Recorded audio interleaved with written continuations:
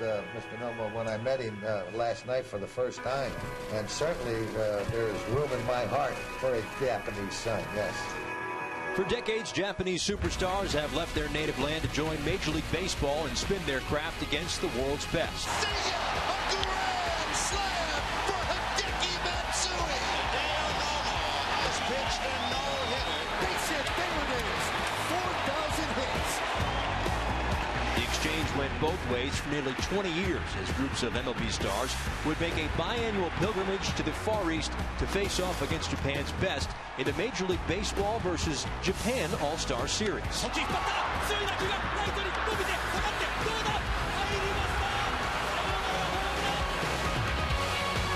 Now, after a 7-year hiatus, a fresh group of Major League luminaries journey to the land of the rising sun for a showdown against their Japanese counterparts in a battle for international bragging rights. Home run! A 2-run home run for Hayato Sakamoto. The Samurai Japan team has combined to no-hit the Major Leaguers. So you got all of that one. A 3-run home run for Justin Morneau. The Japan All-Star Series continues next on MLB Network.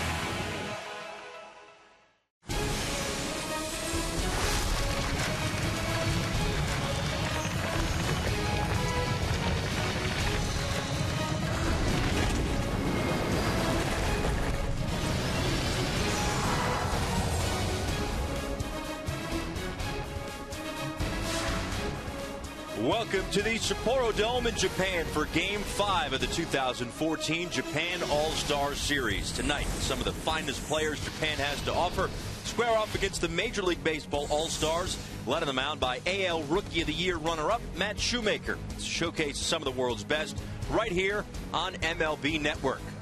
Expecting a terrific atmosphere once again here at the Sapporo Dome after 3 great games at the Tokyo Dome, and of course the Kyocera Dome in Osaka for the opener. But this is the finale of this 5-game Japan All-Star Series. We go back to the Game 1 matchup, at least for the big leaguers. Matt Shoemaker pretty good through 5. Yeah, kind of took a tough luck loss there, Paul. Game 1, he went 5 innings, pitched 6 hits, gave up 2 runs.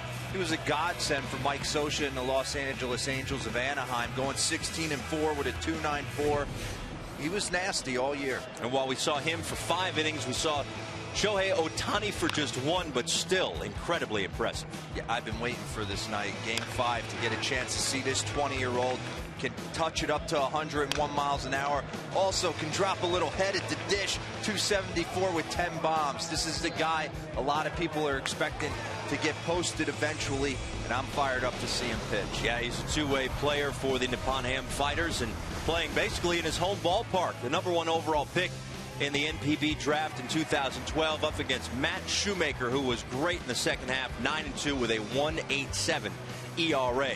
Again, looking forward to the finale of the 2014 Japan All-Star Series from the Sapporo Dome. Again, the atmosphere should be terrific. We got much more as we'll look back at how this series has shaped up to this point after the break.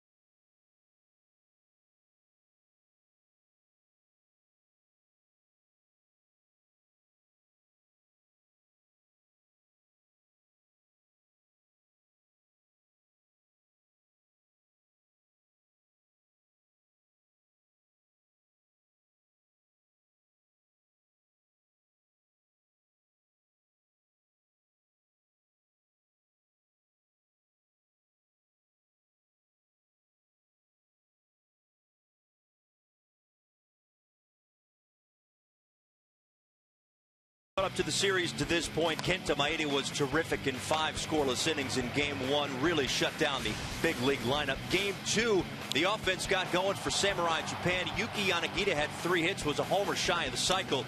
Nobuhiro Matsuda had that home run to go along with a 3-hit night as well. And then, of course, Game 3, the combined no-hitter. 5 perfect innings from the starter, Takehiro Norimoto. Really kept the bats off balance all night. Justin Morneau grounds out to first base to end that combined no-hitter. But finally, the bats got going in Game 4, Mark. Yeah, I'd say so, Paul. Starting with Justin Morneau hitting a huge 3-run bomb to give them a 4-1 lead and some breathing room. And not only did Evan Longoria and his wife give birth to a baby boy, he went right center for a huge opposite field homer. But you're right, you look at the recap of this. Kenta Maeda showed why he is potentially going to be posted at some point throughout the course of his career. Just dealt in Game 1. And that's been the story up until Game 4. Just solid pitching efforts across the board for the Japanese team. And finally, like you said, John Farrell shook it up in Game 4. Altuve, Puig, Morneau moved to the top of the order, going 8 for 12 with a homer and 4 RBIs combined. And you're going to see a similar lineup to start tonight's game. And maybe forced to make that change, of course, with Robinson Cano banged up with that broken toe. So he's done. Chris Capuano has been great, not only in this All-Star Series, but also in the exhibition before it really got going. One more game to go in this 2014 Japan All-Star Series. Shohei Otani, will he put on a show in Game 5 up against Matt Shoemaker of the Los Angeles Angels of Anaheim? We got the lineups and the first pitch coming up next.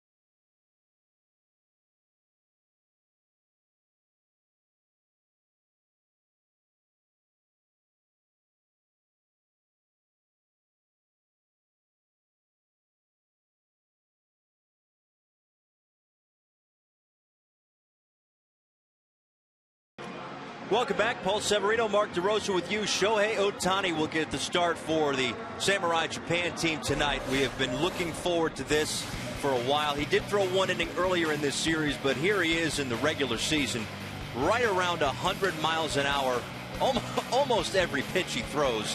In fact, he pitched in the Nippon Baseball All-Star game a few weeks ago, or a couple of months ago, in fact. Decided, hey, I'm throwing nothing but fastballs. Did so. 23 pitches, 12 were at or above 100 miles an hour. Yeah, he's awesome to watch. The thing I look for, he's got such a tall frame, He's got beautiful delivery, classic big league delivery to the plate, can touch 100 miles an hour like you said, and this is their young up-and-coming star. And in fact, they've had, as you mentioned before, a ton of great pitching so far in this series. And if Otani lives up to the billing, boy, oh boy, are the Major League All-Stars in for a heap of trouble in this ball game. They've already lost this series, not necessarily a best-of-5 series, but a 5-game series. They're not just going to fail on the trip, of course. Let's take a look at the starting lineup for John Farrell's crew. Again, Jose Altuve will start at second base with Robinson Cano banged up. Yasiel Puig led the Dodgers with an .863 OPS in 2014. Just 3 for 11 in this series, but slowly but surely seems like he's getting that bat to come around. Yeah, he seems to swing at everything he sees, but for some reason, most of the balls seem to be laser shots into the gap. He had a big game 4, followed by Justin Morneau. Top of the order is key for the MLB All-Stars. Evan Longoria started to heat up a bit. A couple of home runs in Japan. One in the exhibition game that was a grand slam, and the home run in Game 4 as well. Here's a look at the defense behind Otani in the field. Nakata, Yanagita, and Itoi back in right field. Matsuda, who's had a terrific series at the plate, is at third base. Sakamoto at short. Kikuchi, the Gold Glover, at second base. And Genji Akamine is over at first base with Shima behind the plate. So Otani looking to finish things off for Samurai Japan. Again, up 3-1 in this series. These two teams will meet again after a travel day at the Okinawa Cellular Stadium in a couple of days. One last game after this. But this, of course, still part of the Japan All-Star Series. As you see, the .261 ERA and 155 and a third innings pitched for Shohei Otani. Decided not to go straight to the major leagues, even though he did put a little bit of thought into it right out of high school, where he was throwing regularly 100 miles an hour. Sounds as though there may be some sort of a handshake deal whenever he wants to get posted to go to the big leagues, that they're going to let him in Anaheim Fighters. Jose Altuve leads things off and takes inside for ball 1. Jerry Lane is behind the plate as the umpire. Kunio Kyuchi is the first base umpire. Mike Winters is at second. Norihiro Akamura is the third base umpire. And the 1-0 pitch to Altuve. Shoots one into right field. And cut off before it gets to the corner by Itoi. Nice job to keep Altuve at first base. And that's what you got to do right there. Jose Altuve showing you why he led all of baseball with 225 hits. Won himself an American League batting title. Taking a high 90s mile an hour fastball and just shooting it to right field. Yasiel Puig will be next. Again, 3 for 11 in this series with a couple of doubles, a couple of runs scored as well. Had 2 doubles and a single, a 3-hit ball game in Game 4 after he was drawing his walks but struggling to get some hits. But again, with the injury to Robinson Cano, the structure of the lineup for John Farrell has changed a bit. Also moved him up to maybe get him some more fastballs, and he figures to see 1, 2, or 50 fastballs from Otani today. Well, listening to Hiroki Kikubo, the manager, talk from Team Samurai Japan, he's going to have to mix in pitches. You can't just go out there and think you're going to feast. I don't care how hard you throw. Major League Baseball, one thing these guys know how to hit is a heater, and if it's straight as a string, he'll get hurt. So look for him to mix in an arsenal of a good slider, good tight slider in the low to mid 80s, a curveball, a changeup, and a split.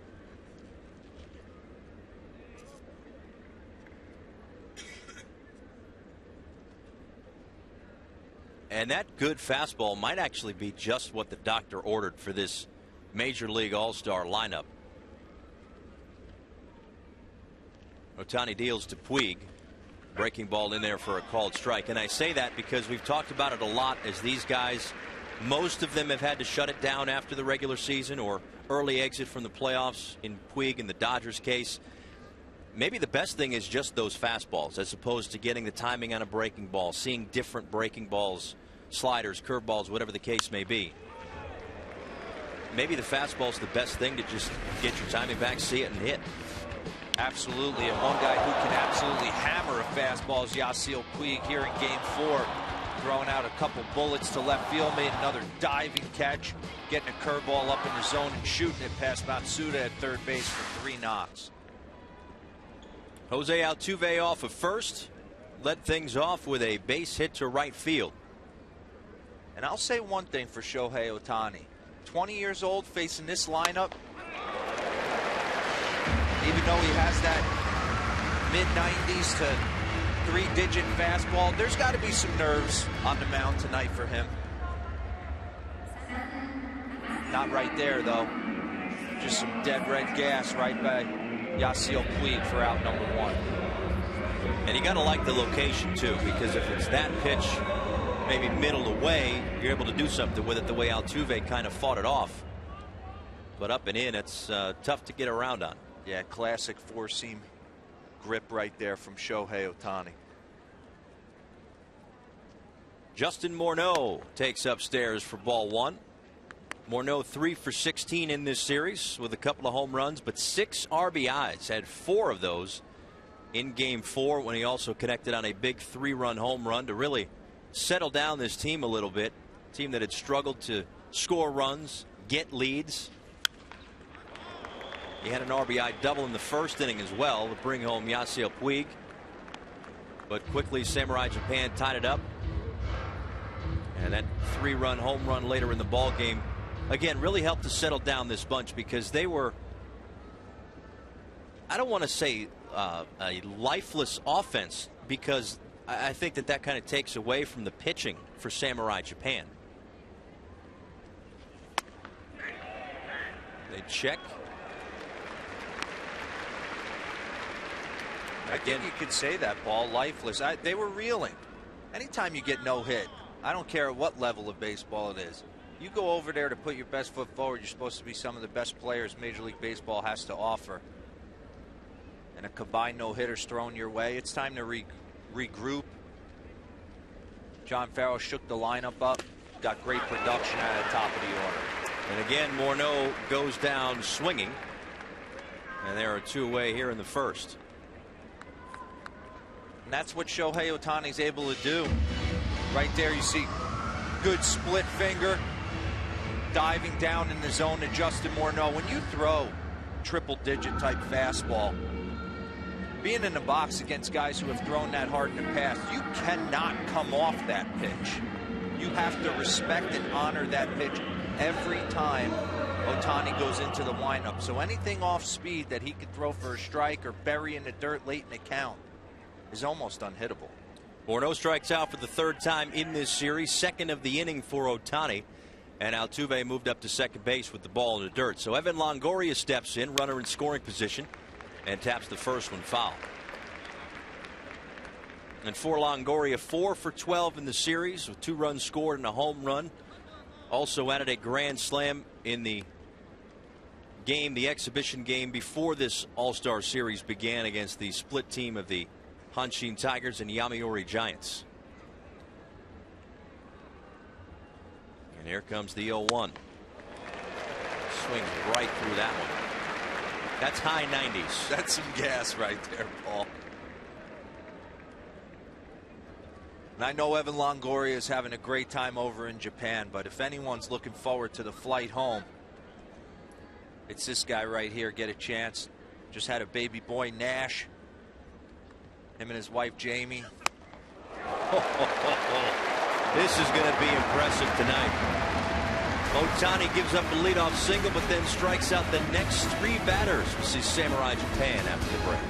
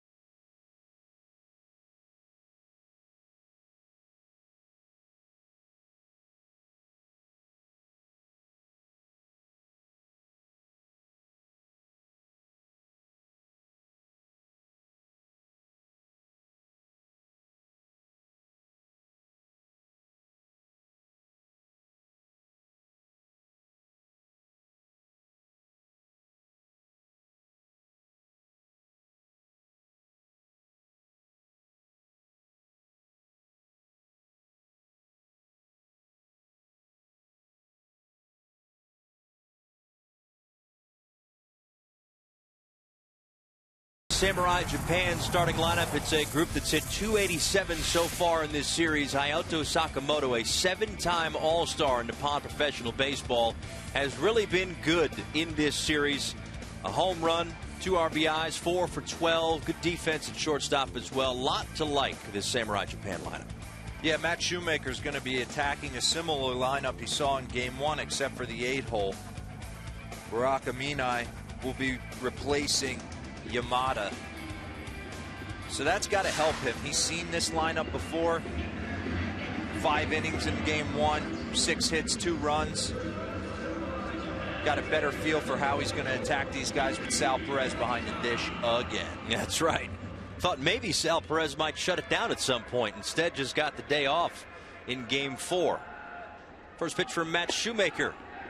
Misses outside. 1 ball and no strikes. Yuki Yanagita has had a good series. Couple of good games, really, but the 6 for 16, 4 RBIs looks pretty good. Had a 3-hit game earlier in this series. And a 3-hit game in Game 4 as well. Again, what a story about Matt Shoemaker. This was an undrafted pitcher out of Eastern Michigan. And all he did was fly through the system, debuting September 15th of 2013 and hasn't left since. Was a staple in Mike Scioscia's rotation this year behind Jared Weaver and C.J. Wilson.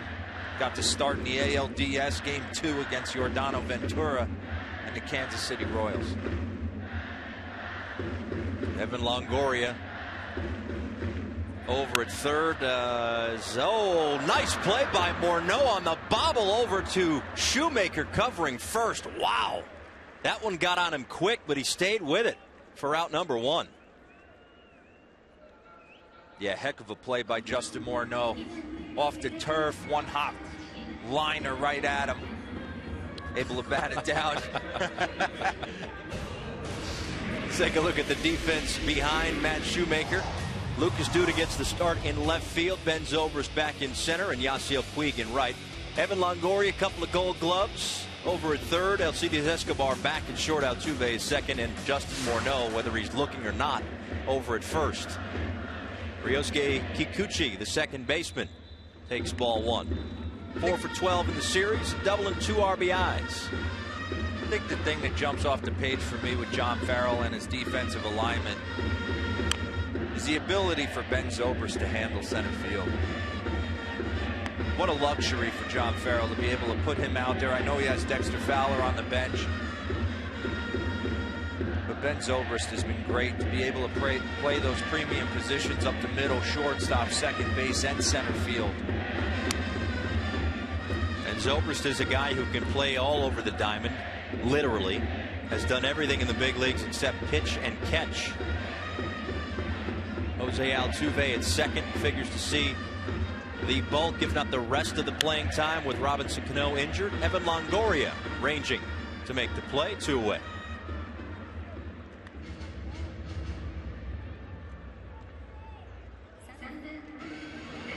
And in terms of Zobrist, just 34 games in his career in center field. 7 games in center field in 2014, but he's seen center field the last couple of nights for John Farrell to give Dexter Fowler a little bit of a break. Yoshio Itoi, the right fielder, steps in. Yeah, Itoi's a 6-time All-Star, hit .331 this year with 19 homers and 81 ribbies. Looking to get off the schneid. He's 0 for 9 in this series so far. Breaking ball in there for a called strike. And we've talked a lot about the pitching for Samurai Japan. The pitching for the major league team hasn't been terrible, as Longoria ranges way over to make the catch. A basket catch for Evan Longoria in foul ground for out number 3. A 1-2-3 first inning for Matt Shoemaker.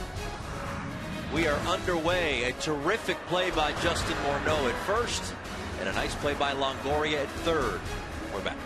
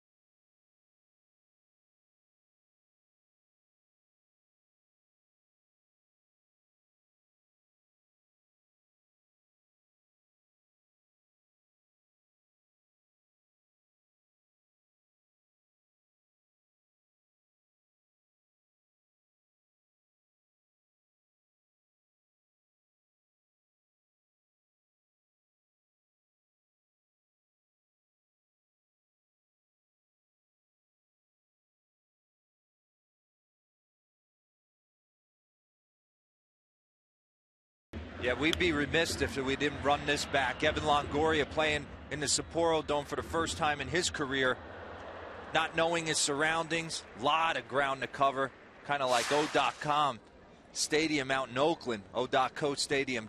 What a phenomenal play to end the bottom of the first inning. Couple of slick defensive plays. Justin Morneau, ball got on him quick on this turf. Kind of deflected it up in the air, caught it with the bare hand, flipped to Shoemaker for out number 1, and then Evan Longoria's nice play going into foul ground on the basket catch for out number 3. Also impressive was the first inning for Shohei Otani, as he gave up the leadoff base hit to Jose Altuve and then struck out Yasiel Puig, Justin Morneau, and Evan Longoria, all swinging.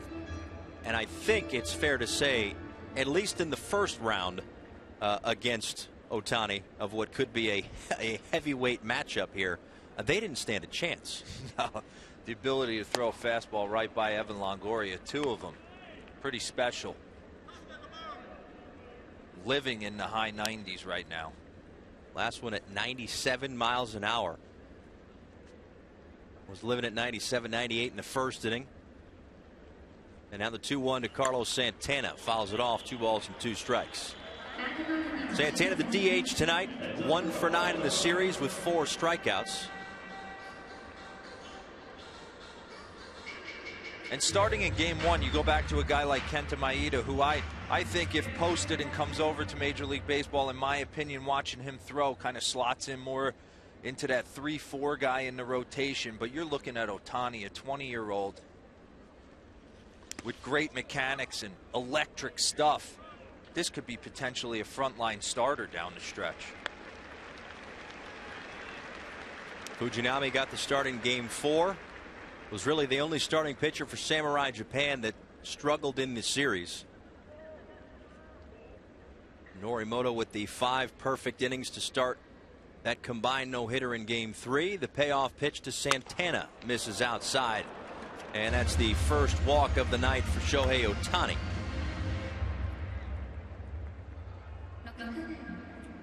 Missed outside at 98 miles an hour.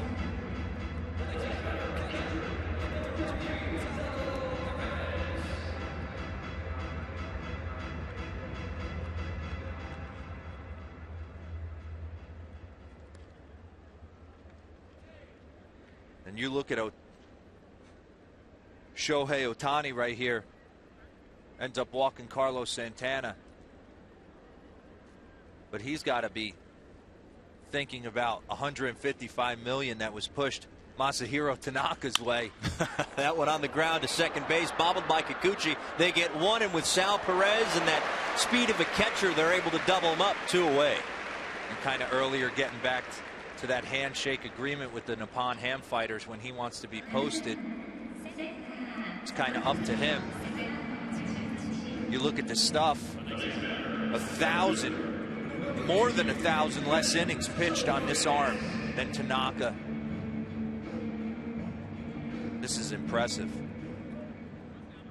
Kikuchi, knowing as a Gold Glover they had plenty of time at second base, gave a good flip after the bobble, and it looked like Genji even had a pick over at first base to double up Perez, who is now 0 for 10 in this series. Ben Zobrist steps in. Oh, and he can add in a little bit of an Ephus curveball. I was going to say, he liked the curveball too. Man. And again, he only pitched 1 inning in game 1. Back-to-back curveballs and in there for a called strike.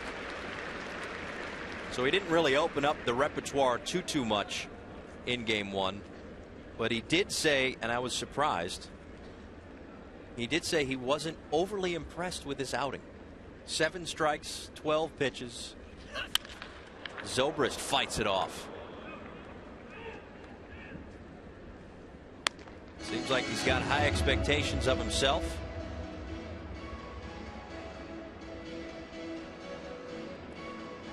Classic windup right here.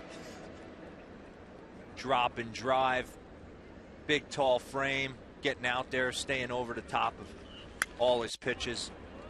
Showing off a nasty curveball, 3 out of the first 4 pitches to Ben Zobrist.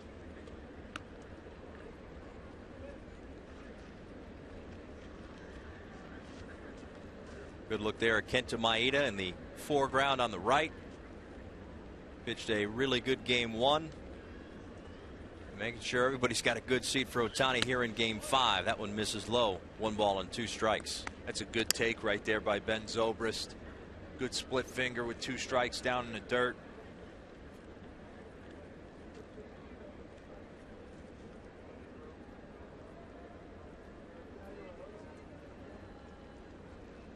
The 1-2 pitch to Ben Zobrist. Just misses. At 97. Rephrase that, Paul. Just misses? Just misses. Ball's right down the middle. Otani probably wanted that one. Maybe it was coming so fast Jerry Lane didn't see it. I don't know.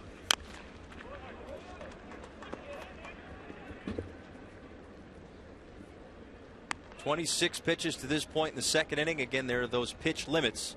Can't throw more than 80 unless you're trying to finish off a batter. So again, this is my pessimistic game plan of just let him throw a lot and get him out of the game. Get him out of the run the pitch count up and get him out.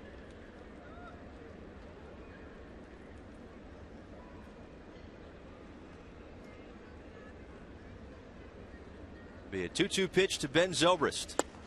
Swings and misses for strike 3. 4th strikeout through the first 2 innings for Shohei Otani.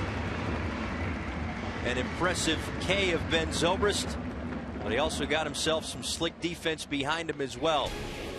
As Kikuchi at second base bobbled it, but knew that he had plenty of time to turn the 4-6-3 double play through an inning and a half for scoreless.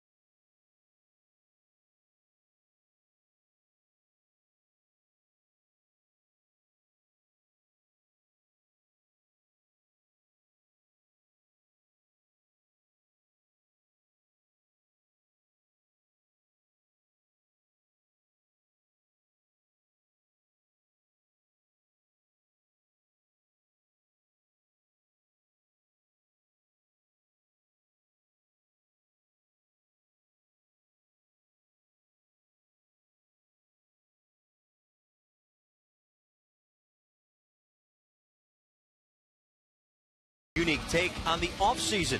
See for yourself as Christopher Mad Dog Russo brings you High Heat, presented by Liberty Mutual Insurance, weekdays at 1 Eastern on MLB Network. Back at the Sapporo Dome, Matt Shoemaker set to deal in the bottom of the second inning. And pours in a called strike to Sho Nakata, the cleanup hitter and left fielder tonight, who's 4 for 16 in the series with a home run.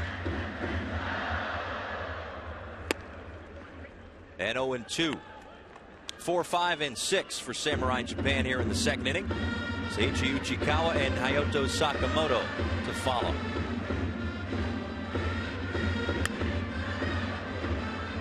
And you're going to watch Matt Shoemaker go to work with a low 90s fastball, a good curveball, a slider, but his put-away pitch is a great, devastating changeup.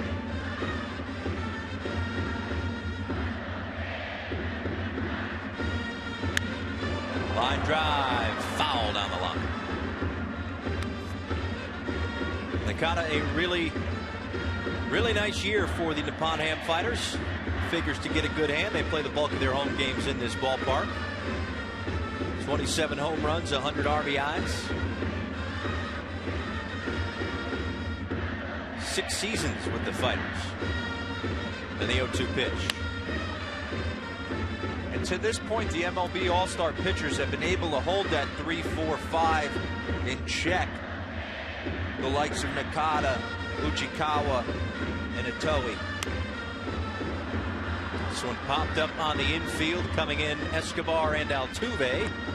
And it's the second baseman Altuve to take it, 1 away.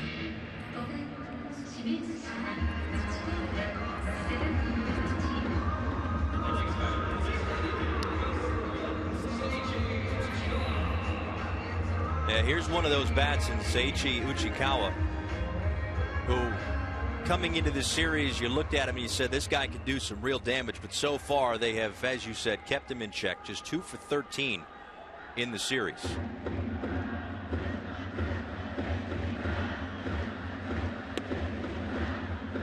And a called strike on the inside part of the plate.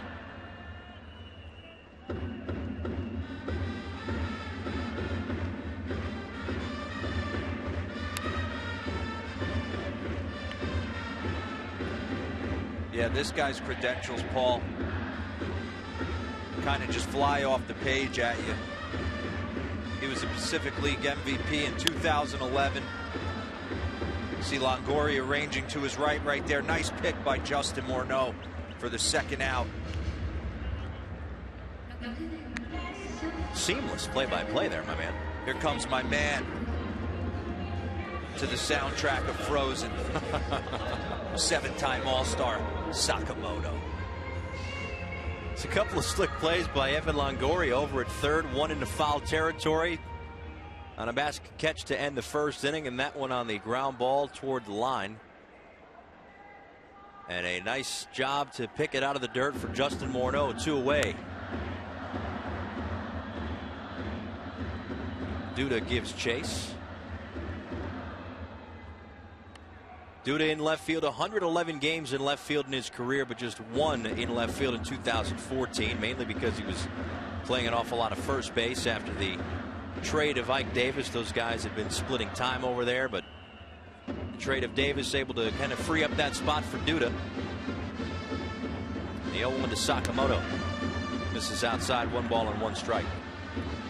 And what a resume for Hayato Sakamoto, a 7-time All-Star again.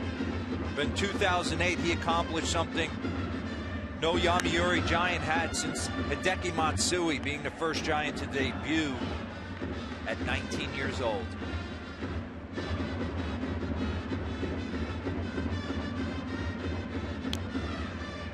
And he's been impressive in this series, too. I mean, granted, 4 for 12, small sample size, we understand, but still, he's played a good shortstop. Put forth good at-bats, showed a little bit of power with a home run.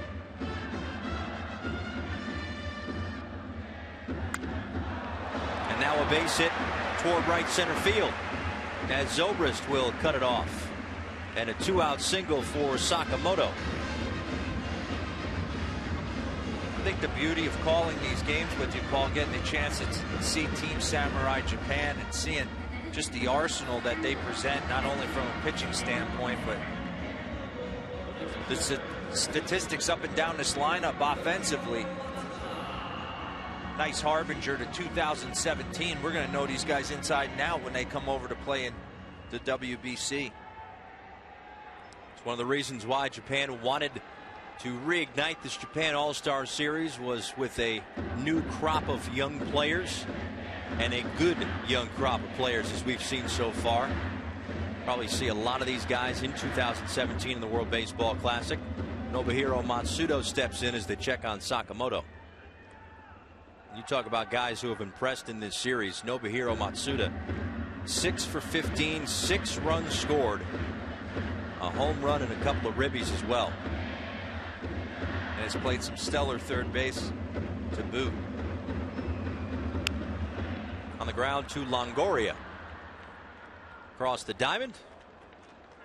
Made it difficult for Morneau, who made it look easy. So Otani, who's throwing in between innings to stay sharp, will work the third. A scoreless ball game. We're back after this.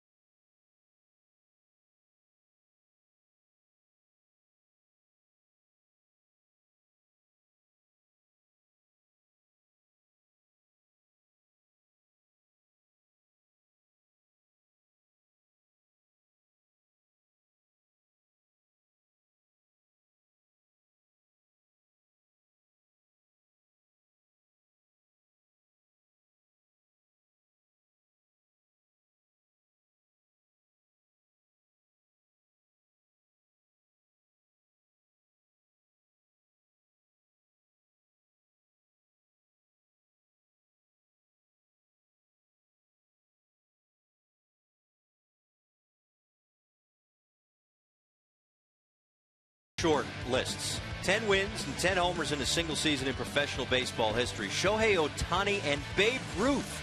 That's it. 11 wins, 10 home runs for Otani.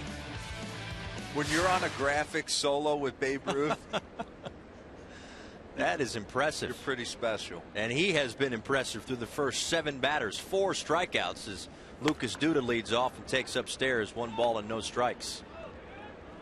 3 strikeouts in the first inning. Puig, Morneau, Longoria. Got a double play in the second and then finished off Ben Zobrist to end the inning. And now 8, 9, and 1 due up for the Major League All-Stars here in the third as Duda now ahead in the count, 2 balls and no strikes. What a year by Lucas Duda. 30 homers, 92 ribbies. The New York Mets go out and sign Michael Kadire to a 2-year, $21 million deal to lengthen that lineup. Line drive towards center field, and that will get down and get to the wall. Yanagita fires in, but a leadoff double for Lucas Duda here in the top of the third. Great piece of hitting right there. 2-0 count. Knows he's getting a fastball. Doesn't try and do too much. Lets Otani generate the power, stays down and through the baseball, and shoots it into left center for a double.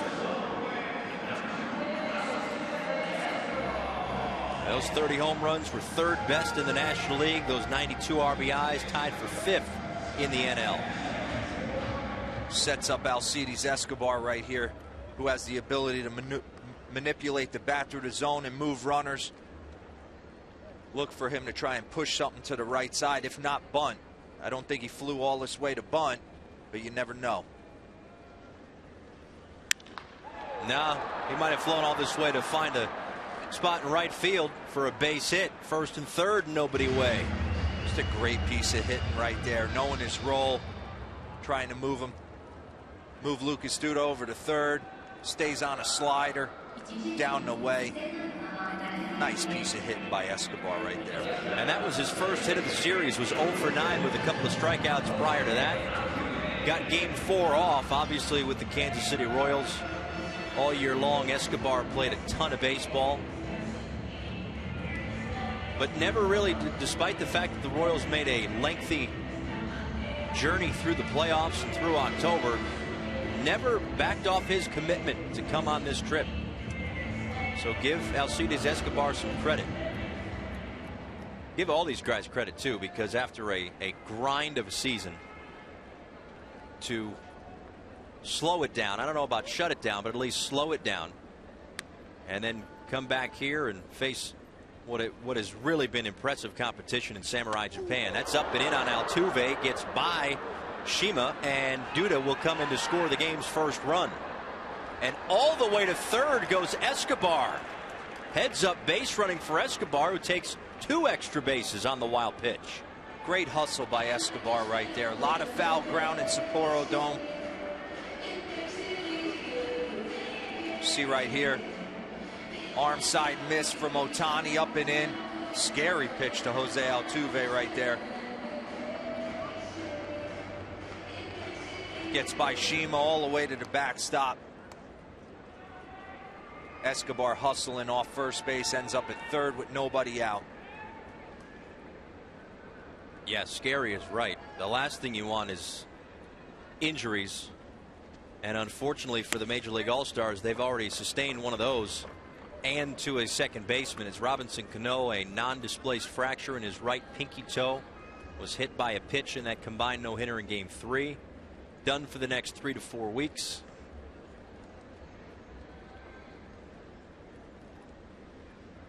And now a 2-0 pitch to Jose Altuve with Escobar on third. In there for a called strike. Yeah, tough break for Robinson Cano. Already back in the States.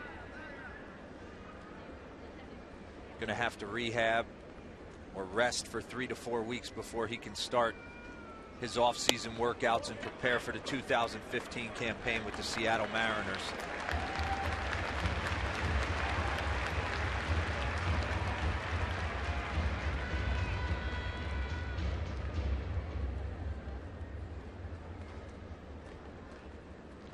You say drop and drive, very evident on that delivery.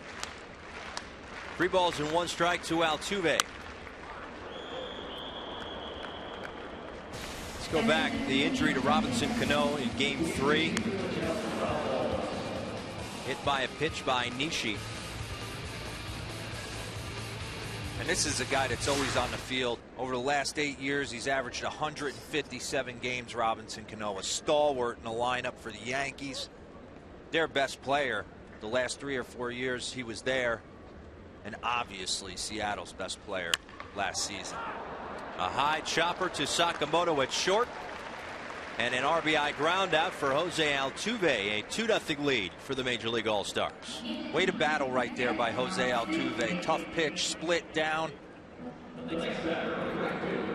just battles, puts ball in play. High chopper, able to get Escobar, who was going on contact.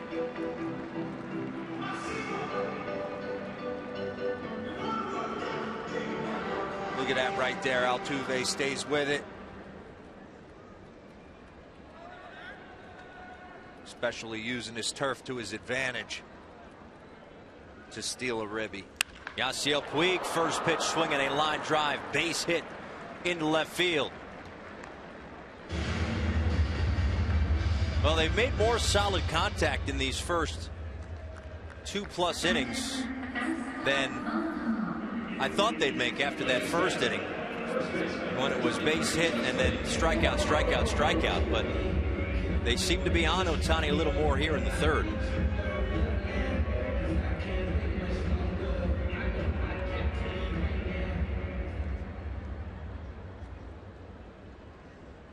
Puig's 4th hit of the series. He leads off first base with 1 away here in the top of the third, and that'll bring up Justin Morneau.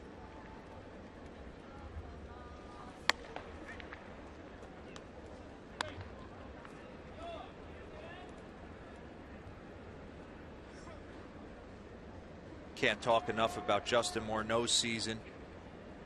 What a sign by the Colorado Rockies. 2 years, $12 million deal. Coming off playing in Pittsburgh, 2013 season. All he did for the Colorado Rockies is follow Michael Kadire in the long lineage of Colorado Rockies who have won National League batting titles. He's been a big part of the offense for the major leaguers as he fouls that one right off the mask of Shima. And to your point, back-to-back batting titles for the Colorado Rockies with Cuddyer and Morneau. A few years after Carlos Gonzalez did it. A few years after Matt Holliday did it. And then a long run, 98, 99, 2000, 2001, 4 straight batting titles for the Colorado Rockies. Yeah, safe to say if you want to win a batting title, good chance you could do it in Coors Field. Larry Walker has 3 to his ungodly resume. The year in which he hit .379 to win the National League batting title, hit .462 at home, .282 on the road. That's good, right? Yeah, that's good. Okay, just check. .282 on the road is good. Never mind the .460.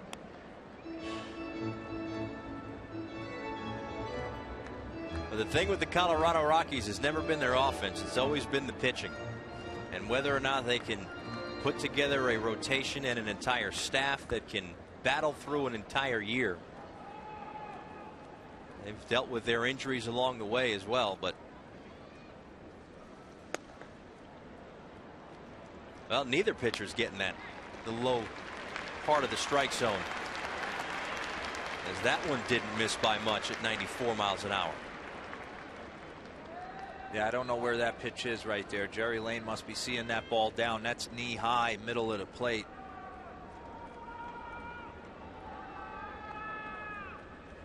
The payoff pitch to Morneau in the dirt, blocked nicely by Shima.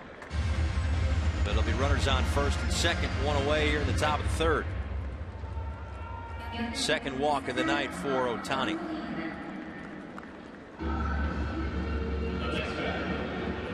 Great pick by Shima right here. Split finger, hard split finger down in the dirt.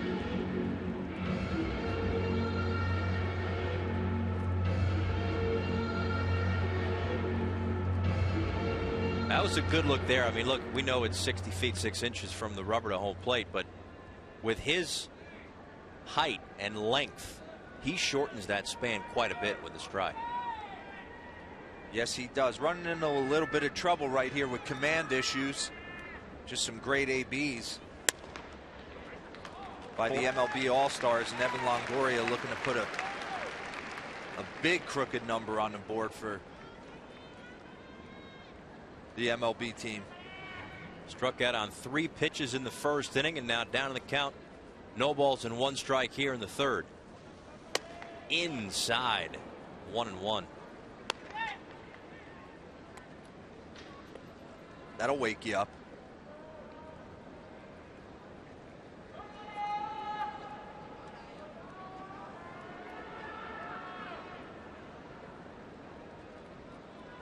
This will be the 20th pitch of the inning for Otani.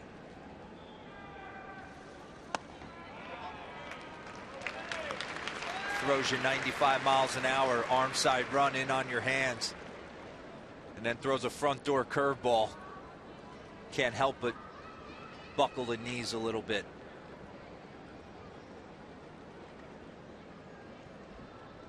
A 1-2 pitch to Longoria. That got him.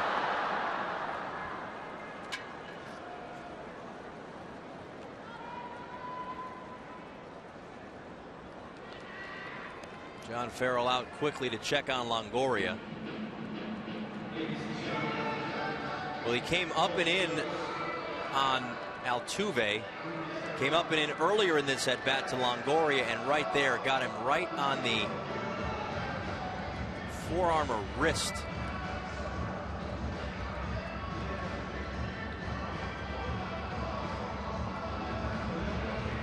Yeah, that's not what you like to see. And again, goes back to Otani, only 20 years old. Stuff's electric, but getting a chance to face this lineup for the first time in his life, there has to be some nerves. Maybe trying to overthrow a little bit, losing his mechanics for a second.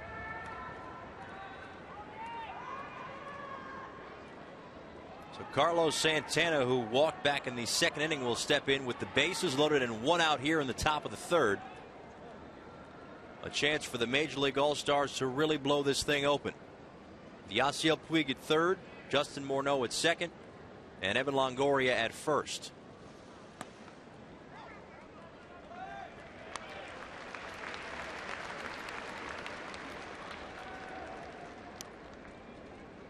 And if you're using this game as a scouting report, this is a good spot here to really see what this guy's got in terms of the guts when he doesn't have his best stuff, at least control wise. Figure out how he is able to get out of jams like this. One thing that helps is having the ability to have a 12-6 curveball in the bag. Going up against Carlos Santana, a guy who absolutely feasts on MLB pitchers with the bases loaded. This will be the 24th pitch of the inning for Otani.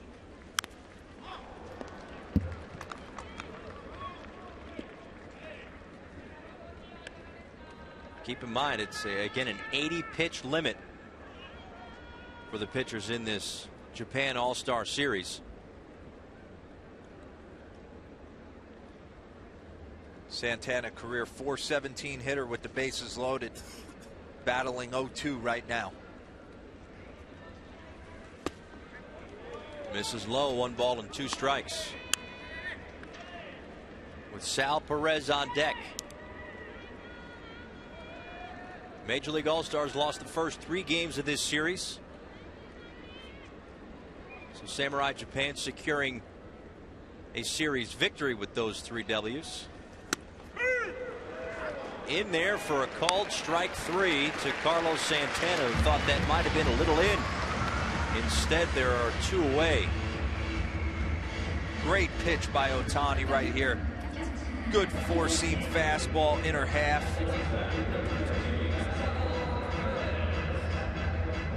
Just painted right there. Carlos might have thought that ball was a little bit inside.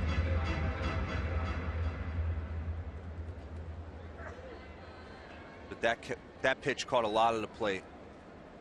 96 miles an hour on the inside corner. 2 away now for Sal Perez with the bases loaded in the top of the 3rd.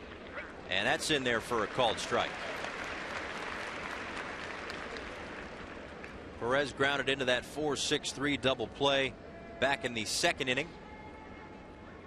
Puig, Morneau, and Longoria, your base runners. Longoria looks like he's trying to keep that wrist loose, where he got hit by the pitch by Otani. The 0-1.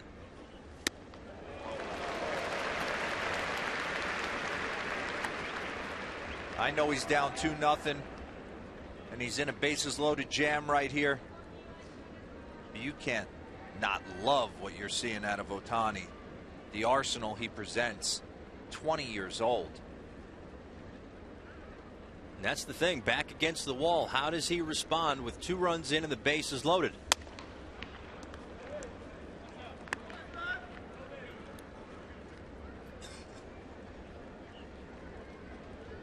Talk about young pitchers who broke into the major leagues, kind of guys like Steven Strasburg at a young age with big time stuff.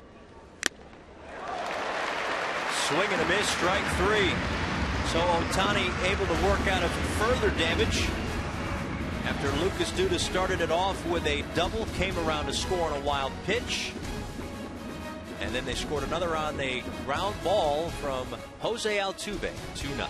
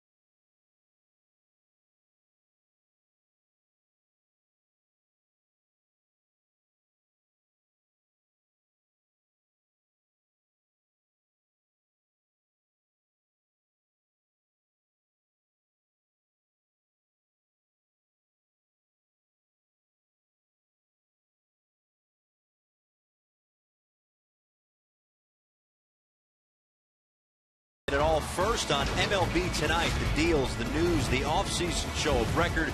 MLB Tonight presented by Kay Jewelers, weeknights at 8 Eastern on MLB Network. Japan All-Star Series rolls on. Hiroki Kikobu, the manager for Samurai Japan, will also be the manager for their World Baseball Classic squad, their national team. 2017, when the WBC rolls around again, 8-9-1 due up for Samurai Japan, down 3-0, or down 2-0 rather, here in the bottom of the third, as Genji Akamine leads things off against Matt Shoemaker.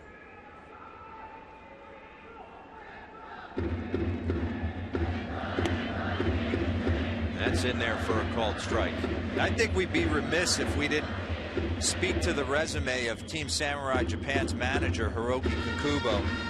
18 seasons as a player in the MPB, 11-time All-Star, 413 homers, 6 seasons with 30-plus homers, and the MVP of the 2011 Japan Series. This guy is fresh off the field. His words probably carry a ton of weight in that clubhouse. Been there, done that, and going to manage these guys, like you said, in 2017 the WBC. In there for a called strike to Genji, 2 balls and 2 strikes. Yeah, he was on that SoftBank team in 2011. He does not manage in Nippon professional baseball, strictly the manager of their national team. Altuve with a bobble, but plenty of time to get out number 1. Yeah, here we go. Look at this. Career resume, 18 seasons for 3 teams between 94 and 2012. Just retired. 6 seasons with 30-plus bombs. MVP of the 2011 Japan Series. Probably teammates with some of the guys on the current Team Samurai Japan. I would imagine. As Motohiro Shima, the catcher, will bat with 1 away and swings through the first pitch for Matt Shoemaker, 0-1. Does that help when you're not that far removed from the playing field? Seems to have worked for some guys like Mike Matheny, Brad Osmus. Seems to be the new trend.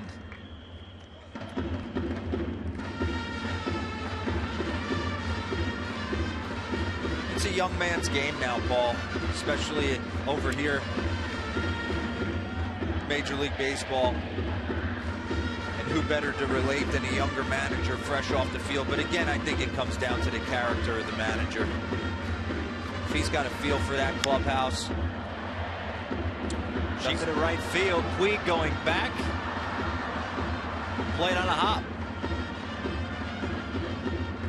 Doesn't matter the age. Foul ball. Sorry. See guys like Joe Madden going to Chicago, creating a loose environment in the clubhouse, bringing penguins, boa constrictors. That's right. Mariachi band. Yes.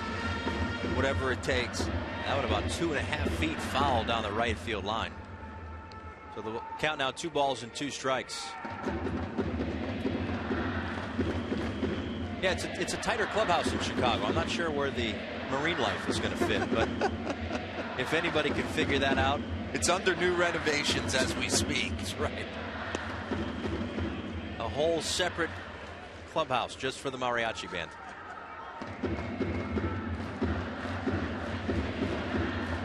Another good pitch right there. It's that good devastating changeup from Matt Shoemaker. And one thing that we have seen a lot of in this series that Shoemaker discussed in between his Game 1 and Game 5 start is that these guys are just hard to finish off.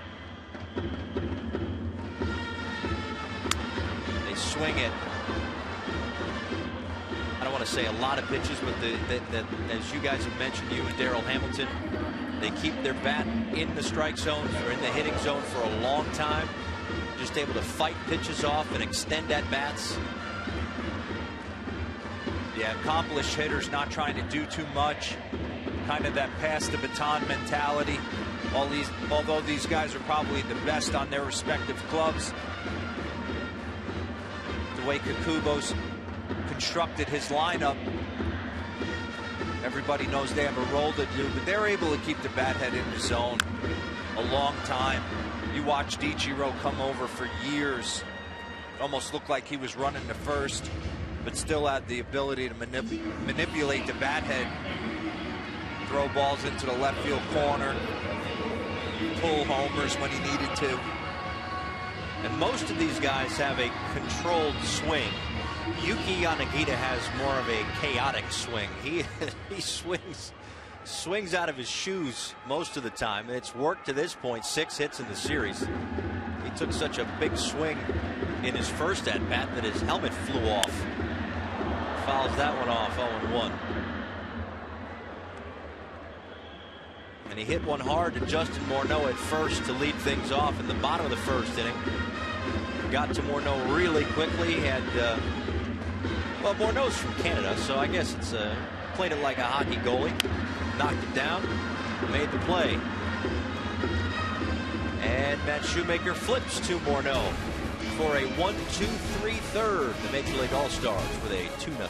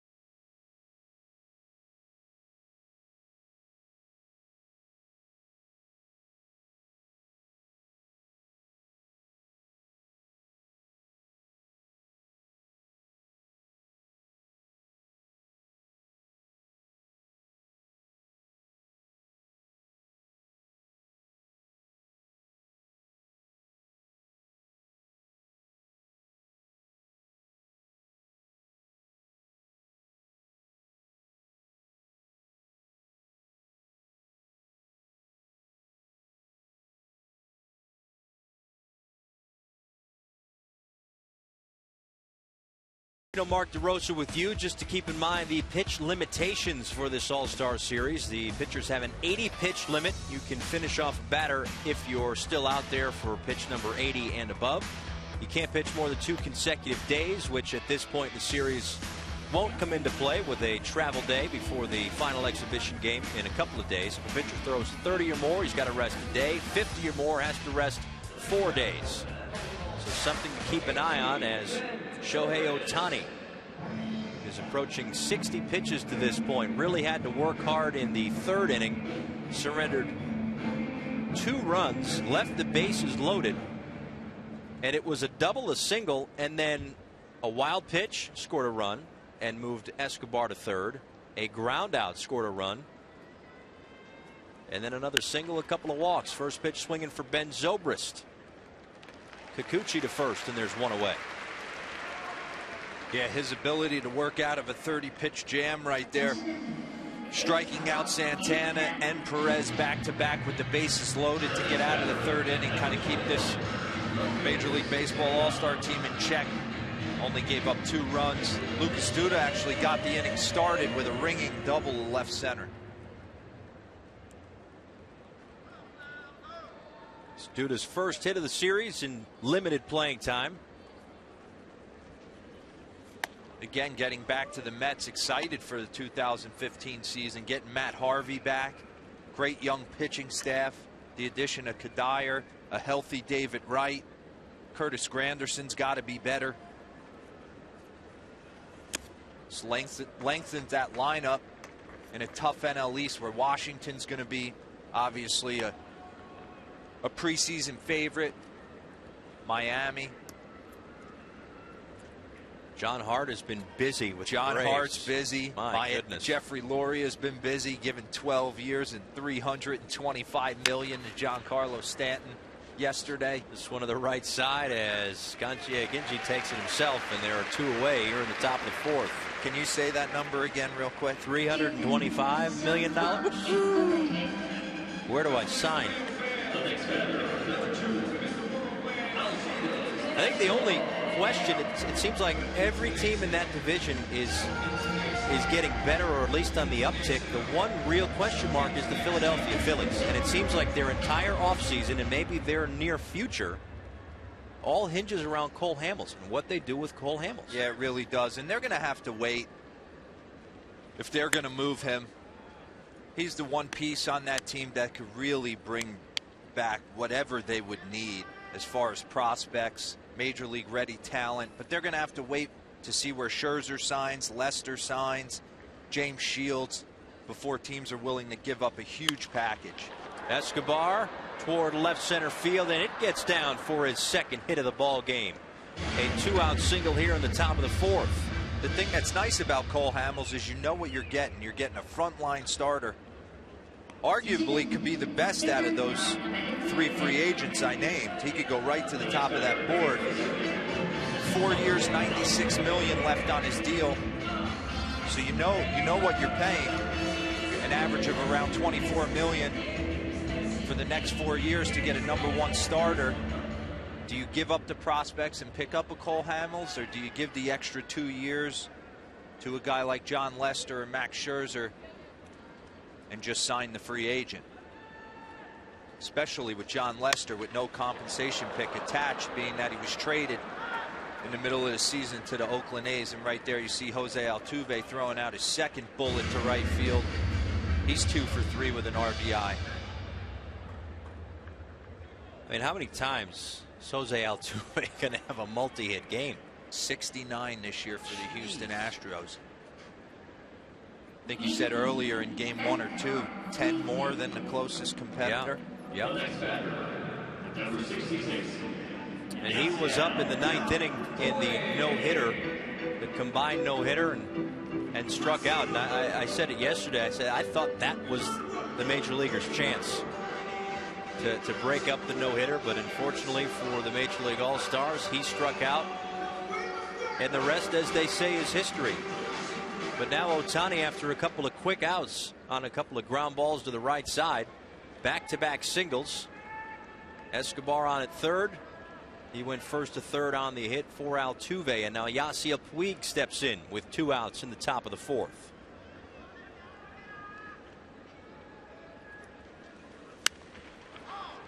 First pitch swinging at the fastball, and it's 0-1.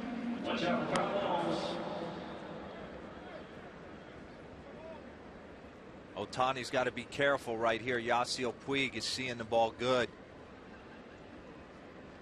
Game 4, he threw out 3 hits. Took an 0-0 curveball his last at bat against Otani and hit a missile to left field. Looks like Shima wants a fastball away right here.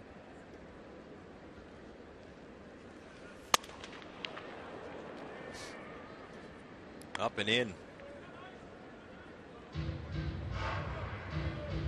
And he's been up and in quite a bit. It seems like that's where he's missing on that fastball, and unfortunately for the major leaguers, he did that to a right-handed hitter. Altuve upstairs just missed his knuckles, missed inside to Evan Longoria and hit him on the wrist, and then that one right up in the kitchen of Yasiel Puig.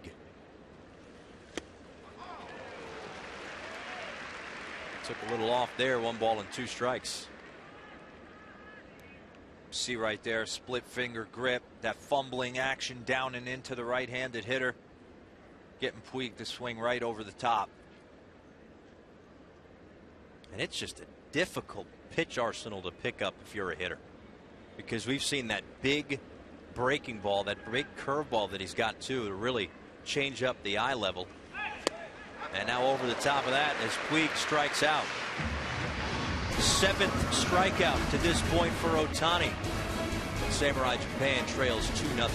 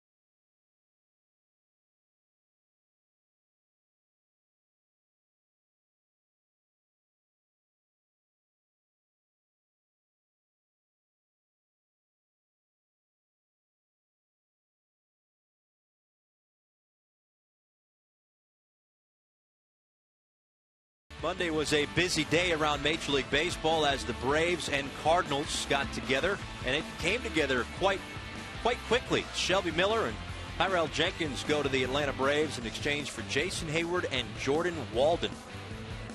A situation perhaps for the Atlanta Braves, knowing that Jason Hayward had his eyes on free agency, maybe unable to sign him long term, so you turn him around for a guy like Shelby Miller and one of the top prospects, Tyrell Jenkins. Get a little club control with those guys and move it forward and see what you've got.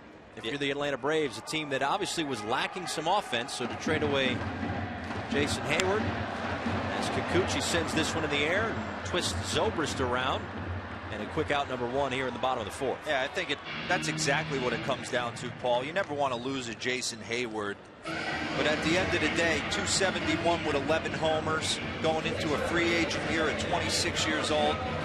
I'm sure John Hart reached out to his representation,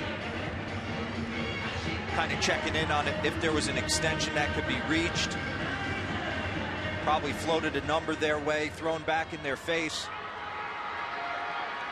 Hard for Jason not to approach free agency at 26 years old and see what's out on the open market. Atlanta Braves and John Hart in desperate need of young, controllable pitching, getting Shelby Miller, who could one day turn into a #1 type ace. He definitely has the stuff to be that. But if nothing else, a 3-4 to mix in with Julio Teheran, Alex Wood, Mike Minor, young starting staff in the NL East, where a lot of teams are getting better. So I think on paper a great trade for both teams. St. Louis with the devastating death of Oscar Taveras and having to address the right field situation, to be able to go out and make this move for John Mozeliak, get one of the arguably the best defender in baseball. Yoshio Itoi with the base hit into center field, and he's going to love playing in St. Louis. They've been in the NLCS the last 4 seasons. He's going to get a chance to play postseason baseball, almost certain of that, unless the injury bug bites St. Louis. And to that point, as you take a look at the one-out single again from Itoi, John Mozeliak did address that in the press conference, that this was obviously something that they wouldn't have addressed 3 weeks ago. No, but with the untimely and unfortunate death of Oscar Taveras, you hate to even bring up the baseball side of things, but unfortunately that did leave a hole on the roster. So John Mozeliak doing his best to move forward. His job, of course, is to fill out a roster with the St. Louis Cardinals, and still mourning the passing of one of the best young players and young prospects in baseball, Oscar Taveras. But the Cardinals take a step forward with Jason Hayward filling that void in right field. And I don't think John Hart and the Braves are done. They're trying to get younger. They're trying to address the pitching staff. They're moving into a new ballpark in 2017. Got to generate some buzz. Got Freddie Freeman. Right here you're seeing Eduardo Nunez take over for Evan Longoria at third base after being drilled by an Otani fastball. Not going to take any chances. Get some ice on that in the clubhouse. Right on the left forearm. High wrist.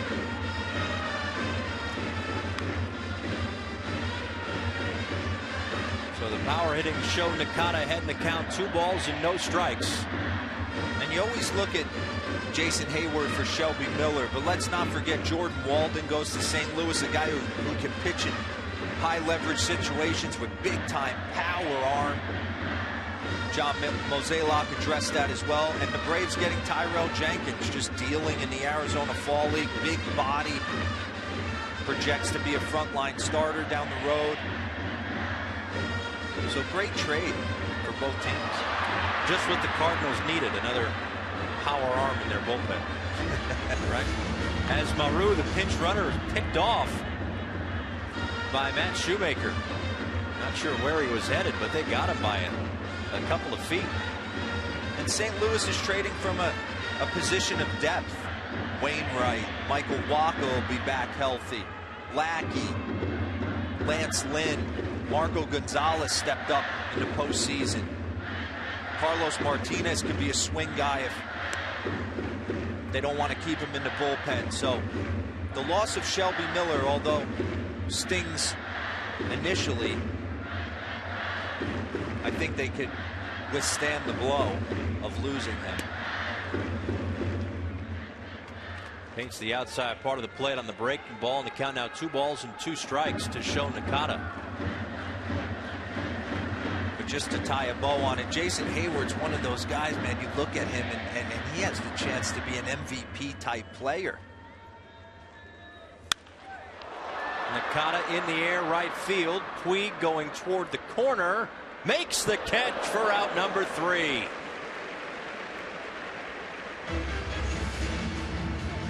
So without knowing the layout of this ballpark all that well, Yasiel Puig still knows how many steps he's got before he smashes into the wall. A 2-0 lead through 4.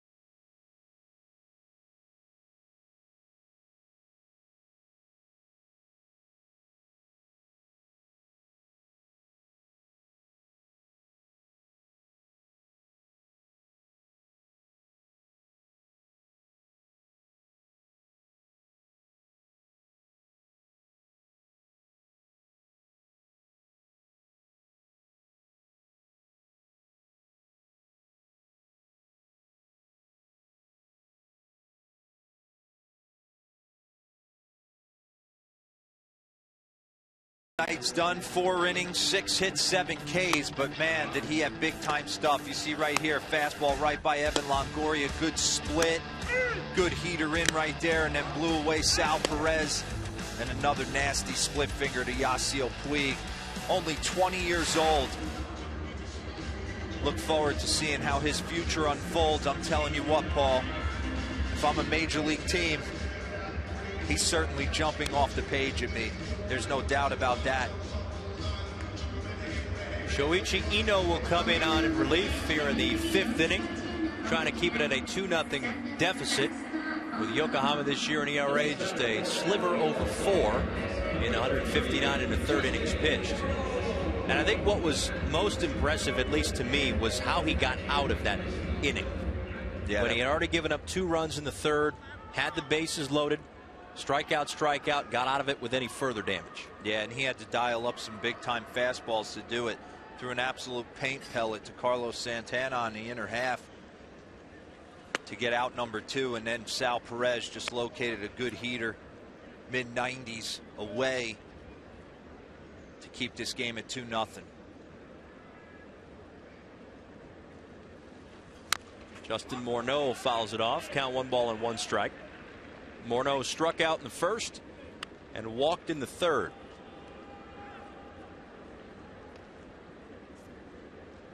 Again, Evan Longoria would be due next, but Eduardo Nunez took over for him at 3rd base. As Morneau got under this one to right center field. As Maru puts it away. Yeah, Justin wants that pitch back. You could tell that was a hanging slider right in the middle of the plate. Got away with that one. So with Maru in center field, he pinch ran and was picked off. Pinch ran for Itoi. Yanagita moves over from center to right. And here is Eduardo Nunez of the Minnesota Twins with one away here in the top of the fifth.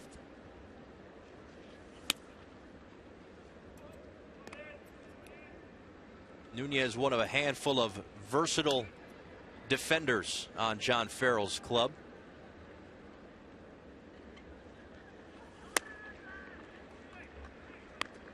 Plays second, short, third. And again takes over at third for Evan Longoria in the middle innings. And grounds it to Matsuda, who backs up. Long throw, and Nunez beats it out. Really couldn't get much on that throw at all.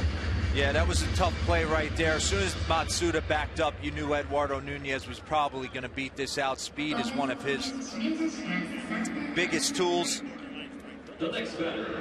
Gets down the line. You see right there, Matsuda has to back up. Probably should have charged it. Like you said, Paul, wasn't able to get a lot on that throw to Gingy. Infield knock for Eduardo Nunez right there. Matsuda, a Gold Glover in the Pacific League. But I get that's probably one of those tough ones, because if you charge it, maybe you get a lousy hop. If you get the big hop, that's what happens. It takes you into left field, and it ends up being an infield single. So Carlos Santana, who's 0 for 1, will step in with Nunez off of first. That's the beauty of playing third base, such a reactionary position. You don't have time like a shortstop or a second baseman to really play the angles. It's either do or die. You either commit to coming in and charging that ball, or you take a drop step like Matsuda did. The only problem is you got to know the runner at the plate.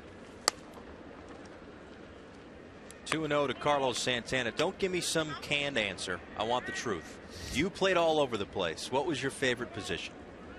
No, third base. I mean, I love shortstop. I came up, that's all I played throughout the course of the minor leagues, and got to the big leagues in '98. And Rafael Furcal burst on the scene not too far after, and Bobby Cox was basically, hey, do you want to play shortstop in AAA?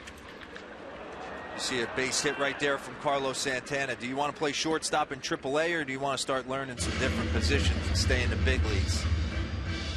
I kind of enjoyed the charter flights and the That's right. nice free meals from Greg Maddux at Morton's every road trip instead of going back down to Richmond. So I started playing all over. But I truly enjoyed third base.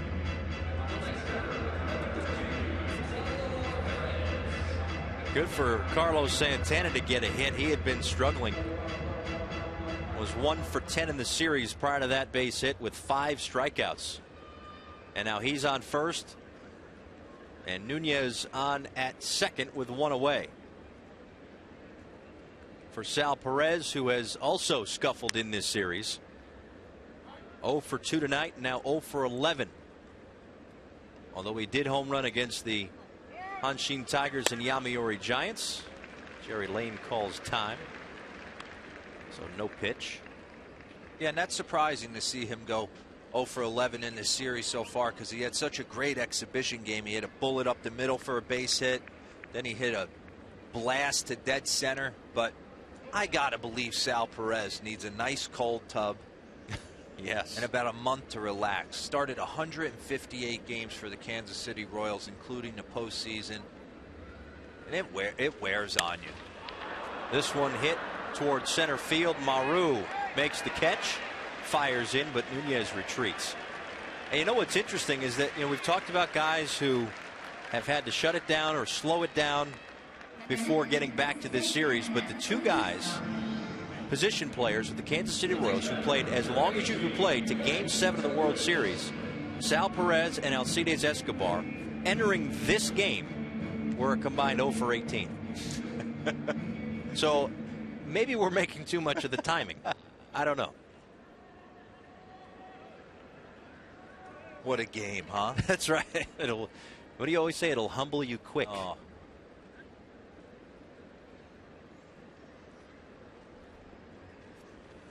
I used to tell myself they shouldn't call it baseball. They should call it game of failure. Well, that's right. If you fail 7 out of 10 times, you're in Cooperstown. So it works out.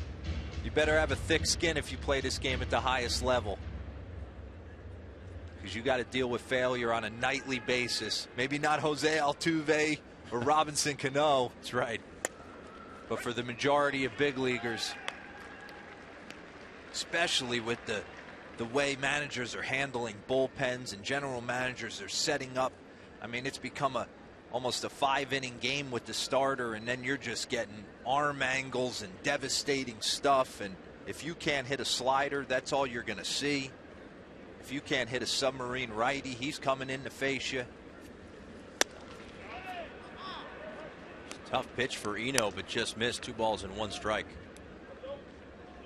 So to that point, I think that's probably the main reason why we'll never see a guy hit 400 again.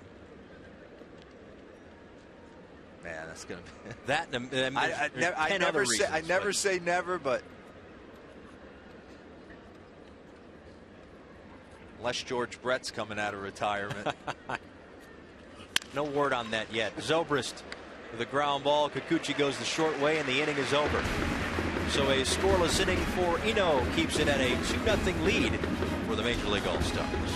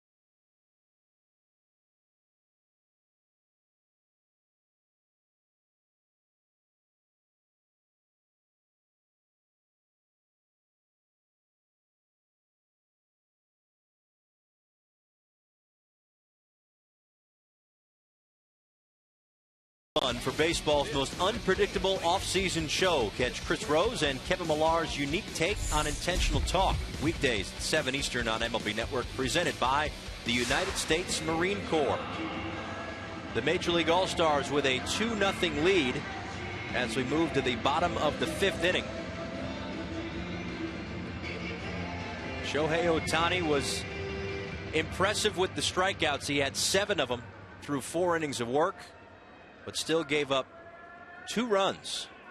And so far, Matt Shoemaker has outdueled him to this point. Otani done for the day, as Shoemaker works again here in the 5th, trying to protect that 2-0 lead. Uchikawa takes upstairs, 1 ball and no strikes.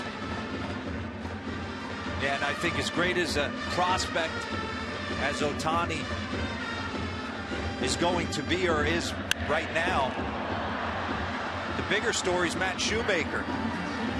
He's been nasty. 1 hit over 4 innings of work, coming off a hard luck loss to pretty much the same lineup in game 1, where he went 5 strong, only gave up 2 runs.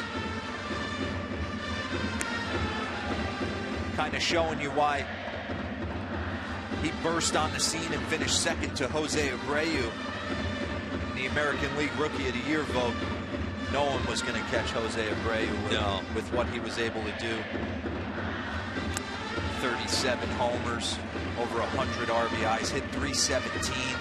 That award was locked up right around the All-Star. As soon as Tanaka got hurt, that award was over. Yeah. All Abreu, it seemed like he had to do was just stay healthy through the whole season. Because Tanaka, when he pitched, was terrific, but obviously was banged up and unable to put together a full season with the New York Yankees as Uchikawa flies out to Zobrist, one away here in the 5th. And Shoemaker's second half was great, a sub-2 ERA, but Abreu, what did he get, 6 years, 60 million? Yeah, I think it was 6 years, 68. Yeah, he showed why there were so many teams in on him, and the latest in what has been a long and successful line of Cuban imports. Yasiel Puig has been good in his year plus. Yoenis Cespedes, and now Jose Abreu, and that's just the last 3 or 4 years.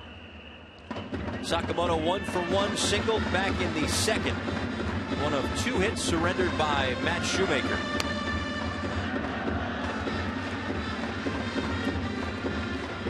But the Angels have something good with Shoemaker. Jared Weaver showed that he's still got something left in the tank. Maybe not an ace anymore, especially not on that staff, and just because they've got other really good arms. Garrett Richards was just it was tough to see him go down. Yeah, there's your ace. You know, the thing that you can live with was the fact that it wasn't an injury to the arm. He's going to come back and be healthy. But what a blow that they had to withstand after winning 98 games. You see right here the AL Rookie of the Year voting results. Unanimous selection for Jose Abreu. Tough competition as well. Max Shoemaker, 16-4. Dylan Betances, I don't think anybody hit a ball hard off him the entire season. Looks to be slated into that closer's role unless the New York Yankees can bring back David Robertson.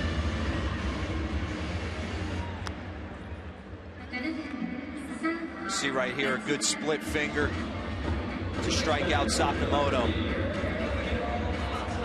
That's just the first strikeout for Matt Shoemaker in this ballgame.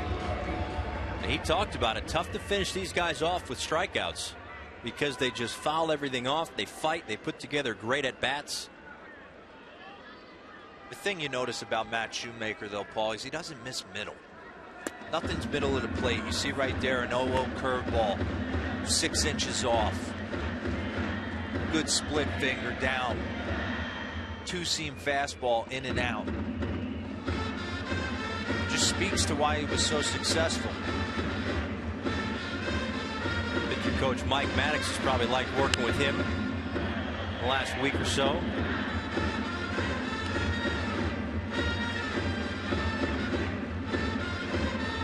I was mentioning it before, even though we've talked a lot about the Samurai Japan pitching staff that's been great, really outside of Masashi Iwakuma, the major league pitching staff has been pretty good too. So Shoemaker, who went into the 5th without a strikeout, strikes out 2 to end the 5th. A 2-0 lead for the Major League All-Stars. Heading to the 6th.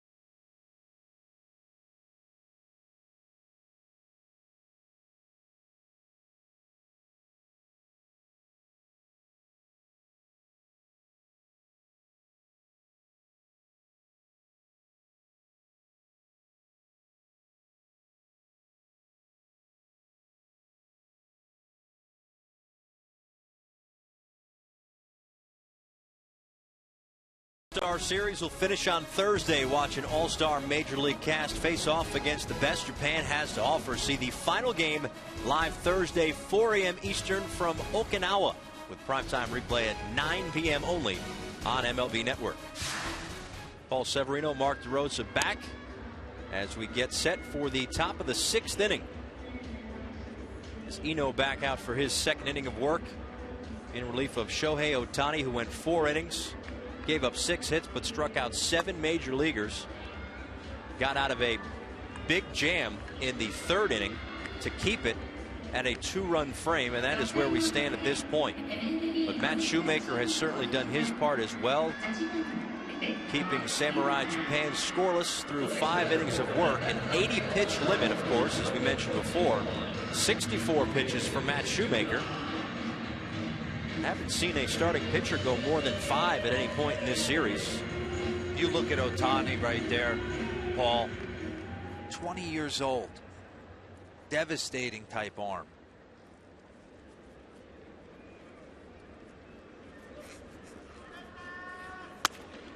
Lucas Duda takes just outside, 1 ball and no strikes.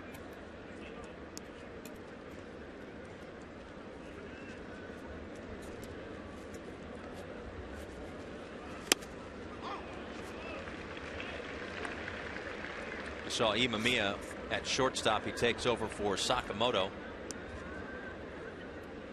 So Hiroki Kikubu has done that quite a bit, switching guys in and out of defense, for defense rather. Right in the middle innings, 6th, 7th inning. He's done that most nights. Maru already in. See Norimoto there for a second. Norimoto, Maeda. These guys were really good during this series. Norimoto started game 3, 5 perfect innings. And that's where I was going to go with Shoemaker. If Norimoto could leave after 5 perfect innings, and I think he threw 60 pitches that night, maybe send out Shoemaker. I don't know. With 64. I think he's going to send him back out there. He's been really efficient. He's been really good. His best inning was last inning. He's sharp. He's got command of both sides of the plate with a nasty split. Duda fouls that one off of his foot. So Samurai Japan has already won the series. As you take a look at the prize money breakdown, the total money given out is 100 million yen, which is about $860,000 in American money. So Japan, having already secured the series victory, gets 50 million yen. 10 million yen for any win in the series. Here's the 2-2 pitch to Lucas Duda.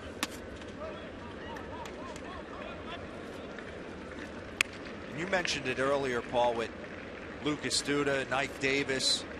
And the Mets finally trading Ike Davis to Pittsburgh. Kind of figured it would be a grass might be greener situation for Ike Davis, but what a vote of confidence for Lucas Duda, and he ran with it. 30 homers, 92 ribbies.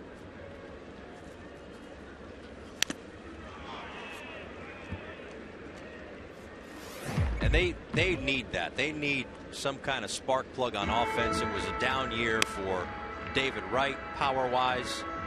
Curtis Granderson wasn't as potent offensively as he had been in years past. And they're moving the fences in again. That's right. Pretty soon they're going to be right behind second base if they don't watch out. Duda in the air, left field. Shonakata puts it away, 1 down in the 6th.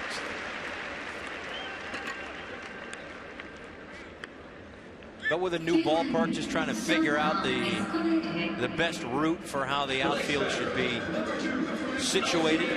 This is what, the 3rd time I think they've moved in the fences, right? Or at least adjusted the dimension. I think so. Yeah.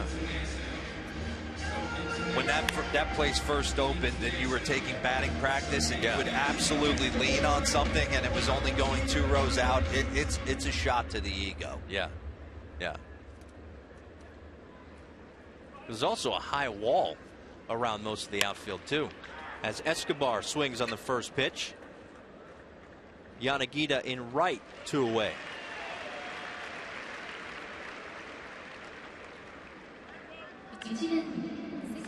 So Jose Altuve, the leadoff hitter for the Major League All-Stars, will step in. It's been quite the eventful day for him thus far. He's already got a couple of hits and an RBI. Yeah, he's had 3 very productive at-bats. Off Otani, led off the game with a line drive to right field, base hit. Second at bat, chopped the ball off the plate for an RBI, scoring Alcides Escobar, and then again his third at bat, hitting a missile to right field, 2 for 3 with a ribby. The unfortunate benefactor in the injury to Robinson Cano. Yeah, sure, why not? 3 hits for him, and this one's going to go all the way to the wall as Yanagita tried to cut it off but couldn't, as he just kept moving on the turf. So a 3-hit night for Jose Altuve. I mean, you talk about rolling out of bed in the winter and just hitting 3 hits, and they've all gone to the right side. Yeah, I was just going to say, he's making it look easy. The game's not this easy. To be able to just throw out 3 line drives to the right side, that one catching the turf and shooting into the gap for a double.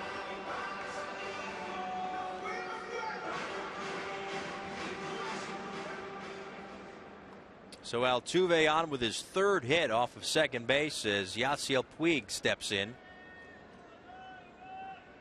With 2 outs here in the top of the 6th. But it wasn't just a batting average for Altuve. 47 doubles, a ton of stolen bases, great defense at second base. The true leader of the Houston Astros. He got some MVP votes, but still finished 13th. And he did a lot. And had technically, on paper, a better season than Dustin Pedroia in 2008 when he won the MVP. But there's a guy by the name of Mike Trout playing He was good, too. Yeah, he was okay. He was all right. Puig can't hold up, 1 ball and 1 strike. And when you look at what Jose Altuve is making, I mean, we talked about Stanton. About ready to sign on the dotted line for $325 million. I can't believe that. A high hundreds for Trout. Cano's making $240. How about 4 years at $12.5 million for Jose Altuve? Total. Not AAV. Total. Yeah, for every guy that it comes down to right timing. You look right here, most hits in a single season in Astros franchise history. Just dwarfing Craig Biggio, will probably get into the Hall of Fame on the next ballot. Miggy Tejada and Derek Bell. He of the baggy pants and huge mustache.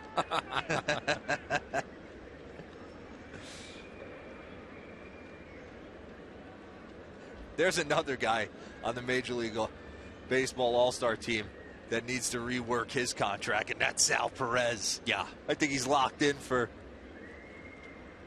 6 years at like $7 million. Did Puig hold up? He did, to stay alive. 5 years, 7. 5 years, $7 million for Salvador Perez. He will make $1.75 million 2015. Wow. Catching every day and coming off a season where he hit .260 with 17 and 70 ribbies, leading them to within a game of the World Series title. And 2 club options on the backside of that, too. Let's go ahead and lock those in right now. That are worth $5 million in 2018 and $6 million in 2019. Yeah, we'll go ahead and pick those up, Sal. Wow. It's amazing. But that's what teams try to do. Absolutely. Teams try to just, you've never seen that money in front of you before. Here it is. you take your chance and say, yep, guarantee it. It's tough to turn down $7 million when you've never made a dime, especially, I'm sure Sal signed that. He wasn't even technically in the big leagues yet. You saw Pittsburgh this year float the idea of signing Gregor Polanco to a deal before they even called him up. Yeah. That's the way the game's going. Chopper up the middle. Oh, they run into each other. Kikuchi was the one that ended up with it. But a little miscommunication up the middle as Imamiya and Kikuchi met in the middle, and nobody makes the play. This happens from time to time, especially with guys who don't normally work together on a daily basis. Usually the shortstop's ball, his momentum's taking him towards first base right there. Usually the shortstop cuts in front, the second baseman has kind of got the backup. A little tougher play for the second baseman. Robinson Cano is phenomenal at the ability to go up the middle and do that little sidearm undershoot throw to first base that he makes look routine. I'll bring up Justin Morneau with runners on the corners and 2 away here in the top of the 6th.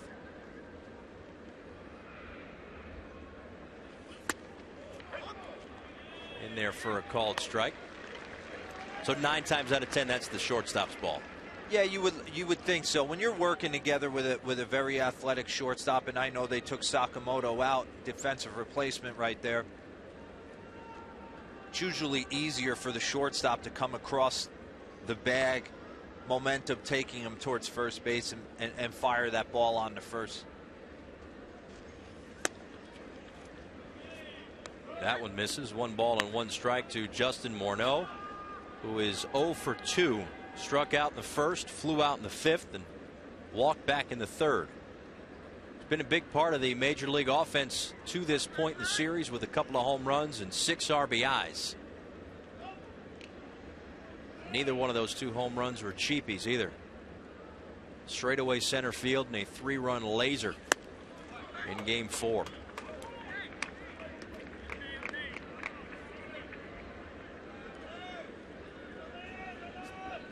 I think another thing that's interesting with the way that this roster is structured for the Major League All-Stars is that they have some different options to play first base.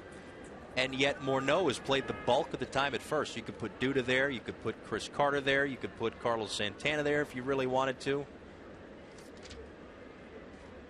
But Morneau's seen the majority of the time at first base. And maybe for good reason, because the bat certainly has some pop. This was his home run to straightaway center field earlier in the series. Also had a double to get the scoring started in game 4. And then the 3-run home run to break it open in game 4. So his 6 ribbies to this point.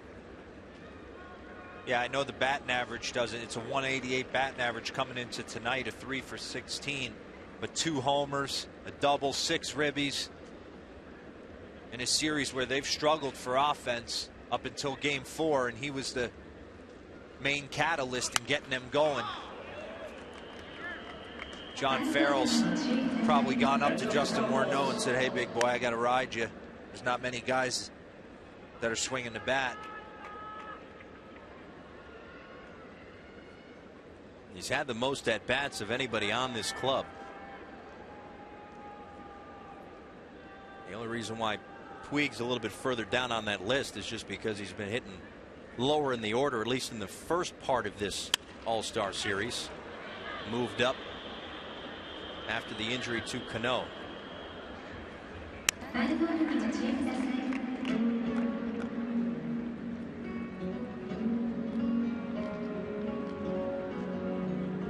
Matsuda, Yanagita, these 2 guys, they've had a lot of at-bats too for Samurai Japan. And they've also produced in their opportunities as well.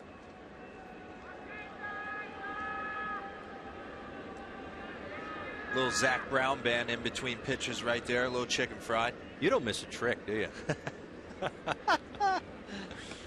Check on Puig over at first. You are on top of the stadium. I'm all about the music. Soundtrack. Getting all over. I was the Disney. worst at picking songs. Really? Yeah, because in Atlanta we never really did it, and then I signed in Chicago, and they just had the organ going. Right. Puig goes, and he'll take second base easily with no throw. 2 runners in scoring position. You'd be shocked how guys grind over what they're going to come up to.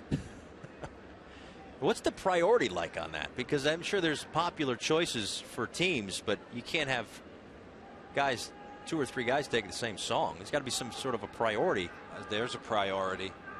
Is it? Yeah, where you hit in the lineup is That's priority. what it is. Yeah, All right. if Jose Bautista wants a certain song and the 8-hole hitter wants it, guess who gets to hear it? Jose Bautista. Payoff pitch to Morneau.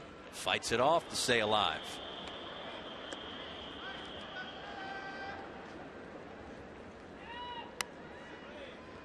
Were you a guy that changed it a lot? Never changed it. Just you picked it for the year and you're good to go. You Give Love a Bad Name by Bon Jovi. You want to see some fans get fired up? I know these guys come out to all these dance and hip-hop songs and everything that's fresh and hip now.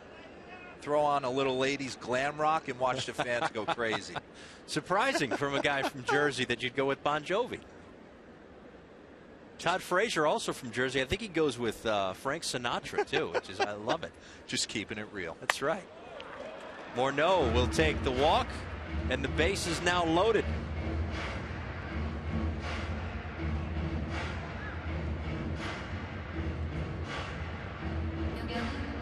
Normally where you'd see Evan Longoria come up with the bases loaded right here. But Shohei Otani drilled him with a fastball that ran up and in, arm side run.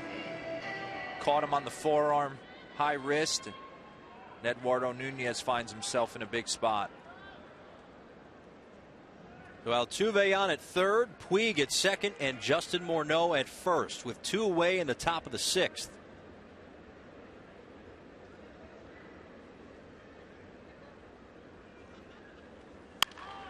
First pitch swinging and a base hit through the left side. That'll score Altuve easily. Here comes Puig. Out. Nice throw from Sho Nakata. And the tag applied by Shima to cut off what would have been the Major Leaguers' 4th run. But a ribby for Eduardo Nunez to get the 3rd run on the board. A 3-0 lead for the Major League All-Stars. Otani started, but it was the bullpen that's given up that 3rd run, and a 3-0 lead for the big leagues.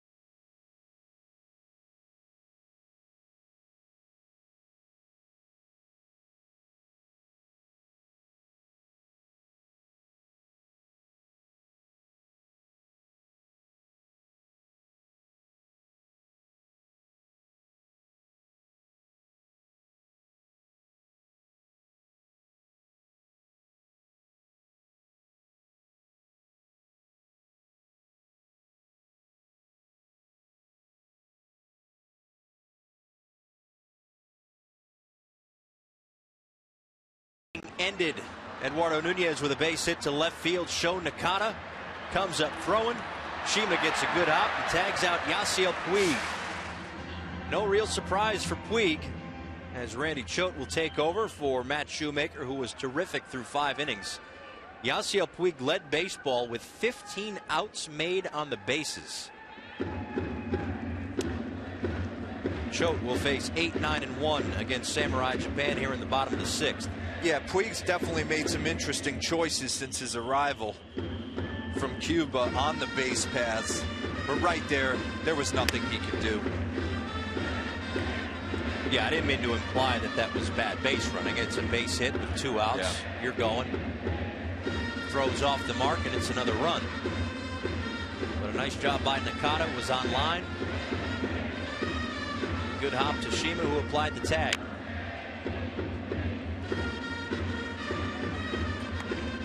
So Randy Choate will come in relief of Matt Shoemaker. Side-arming lefty with the St. Louis Cardinals.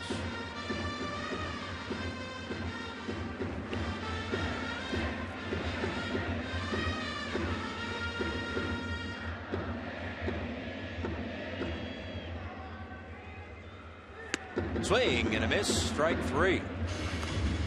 So Matt Shoemaker was good through 5 innings, gave up just 2 hits, and kept them off balance all night long. He was really awesome from the jump. Right here, great play by Jose Altuve, but he seemed to have that good split finger change working. Got a pick off right here as well, working with Justin Morneau at first base. But you see it here, that's a devastating pitch to Sakamoto. Great beard working. The beard's in midseason form. Yeah. Shima takes a called strike. Shima 0 for 1, grounded out to second base, back in the 3rd.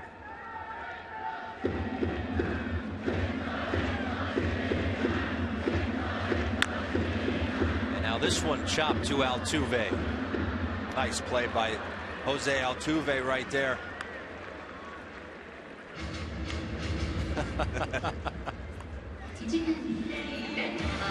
Not easy. He made this, so he wanted to come get that high hop. He didn't think he'd have time. Has to back up and play a little short hop right there. Makes a nice play. Easy throw to first base. Out number 2 for Randy Choate. And he gestured as if it were like a Super Bowl. Yeah. He's bouncing. He stuck with it, made a nice play. Defensive switch, by the way, for John Farrell's Major League All-Stars. Dexter Fowler into the ball game. He plays center field. Lucas Duda is out of the game, and Ben Zobrist moves to left. So Yuki Yanagita takes low and in, 1 ball and no strikes. Yanagita with a hard hit ground ball to first base to lead things off in the 1st inning for Samurai Japan. And a nice play by Justin Morneau to just knock it down. Flipped it up in the air, caught it with his bare hand, and flipped to Matt Shoemaker, who was covering first base. And then Yanagita grounded back to the pitcher in the 3rd. See John Farrell getting Dexter Fowler, his best center fielder, in there, pushing Ben Zobrist over to left, getting first baseman / moonlighting outfielder Lucas Duda out of the game.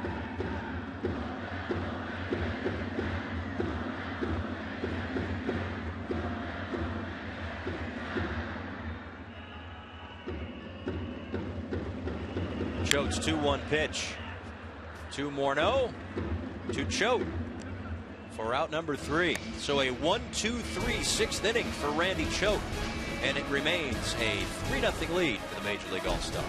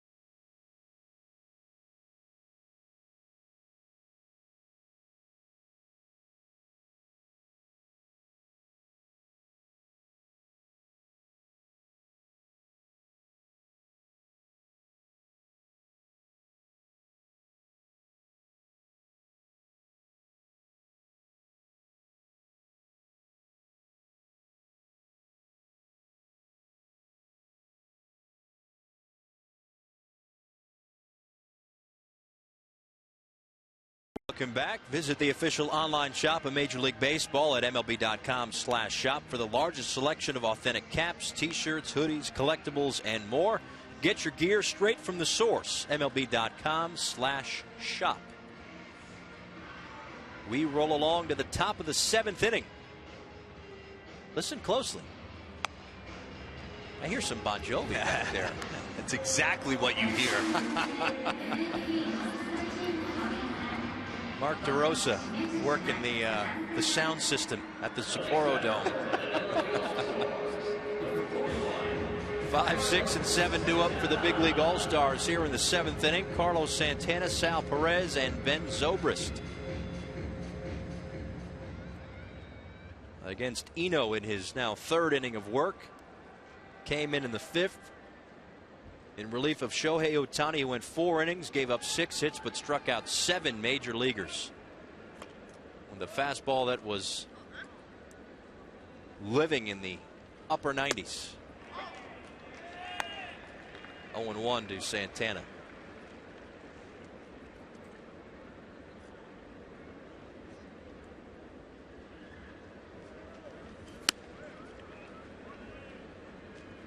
Eno a couple of seasons in Nippon professional baseball with Yokohama, 16-16 record and a 4.49 ERA.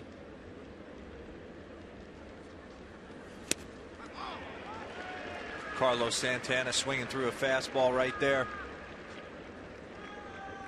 Terry Francona, who's also on the trip on John Farrell's staff, kept the Indians in the race up until the last week of the season. Despite down years from Nick Swisher, Jason Kipnis had a bad year for him. Right. Justin Masterson never got on track and was eventually traded for a minor league outfielder, James Ramsey. And that was surprising. St. Louis Cardinals. In a walk here, too, for Masterson. Yeah, to see him struggle. He just had nothing for left-handed hitters. On the ground, right side.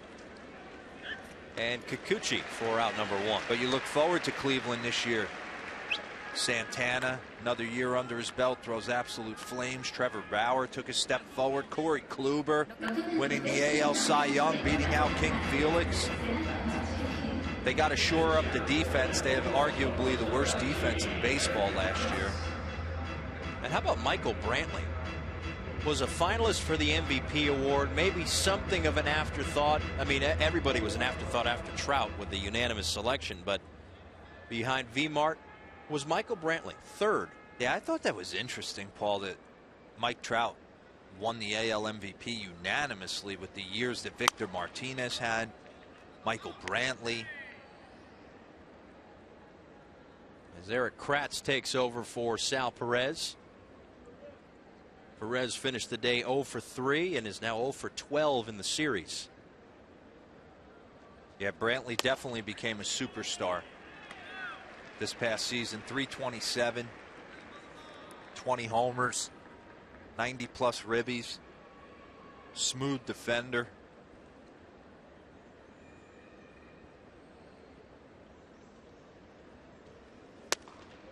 Yeah, they've got some pieces in Cleveland, but that is not an easy division to win at this point. Obviously, the Kansas City Royals, after this 2014 season, are where a lot of people thought that they would have been, maybe in 12, maybe in 13, but certainly burst on the scene in 2014 as this one is hit in the air to right field. Yanagita for out number 2. But the Detroit Tigers don't seem to be going anywhere. Just inked Victor Martinez to a 4-year, $68 million deal to hit behind Miguel Cabrera. The question marks in that division are obviously the Chicago White Sox, who have certainly a proven ace in Chris Sale. Which I love what they're doing. Yeah, I really do. You got Jose Abreu. I love the trade for Adam Eaton. Rick Hahn and his staff. Like you said, you have Chris Sale. Jose Quintana is an under-the-radar starter. And then the Minnesota Twins, who've hired Paul Molitor, the Hall of Famer, as their new manager. with great young offensive weapons. Yeah. I like Brian Dozier a lot at second base. Yeah, he got hot coming out of the gate, hit a ton of homers, kind of cooled off batting average wise, but did a lot of good things. 20+ homers, scored well over 100 runs. You could tell he's kind of becoming the leader of that team. Yep. Need to get Joe Mauer back, swinging the bat the way he's capable of swinging the bat. But you had Vargas take a step forward. You had Santana show up and have a monster season. They got Byron Buxton on the way, Miguel Sano. They're doing a lot of good things in Minnesota. Yeah, as long as Buxton can stay healthy, that's been his thing. He was injured last year in the Arizona Fall League, injured this year in the Arizona Fall League. I'll tell you, a guy who had a great year was Phil Hughes. Terrific season.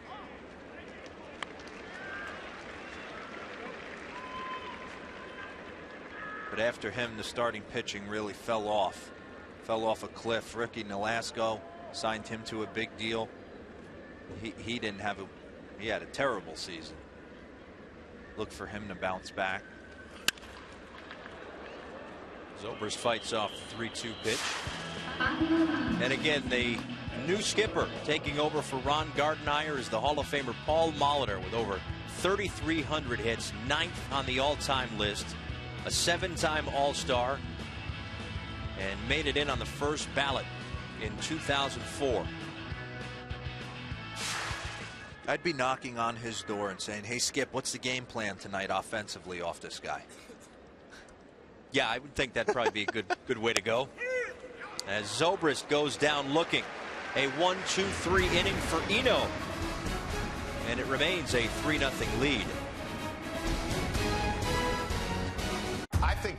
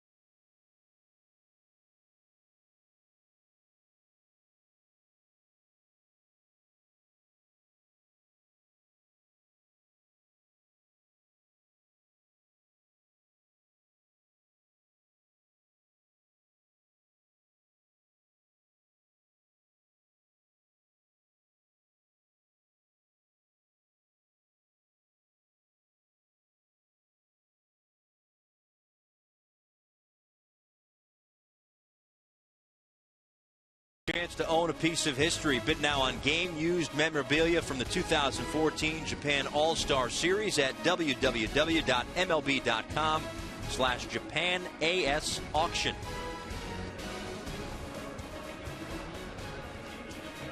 This copyrighted telecast is presented by authority of the Office of the Commissioner of Baseball and may not be reproduced or retransmitted in any form, and the accounts and descriptions of this game may not be disseminated without express written consent. As we move to the bottom of the 7th inning, Samurai Japan trailing 3-0. Shohei Otani got the start, 7 strikeouts in just 4 innings of work. But Eno has come in with 3 innings of work, and now Randy Choate back out for his 2nd, as he'll face 2, 3, and 4 against Samurai Japan. Ryosuke Kikuchi, Yoshihiro Maru, and Sho Nakata.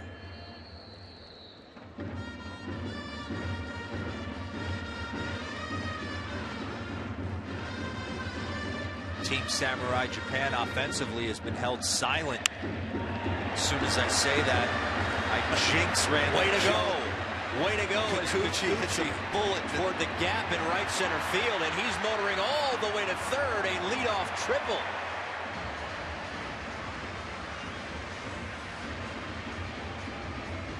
Why don't you just quiet down? I was going to say, I'm not going to talk again. I was interested to see Randy Cho going multiple innings to even start this inning.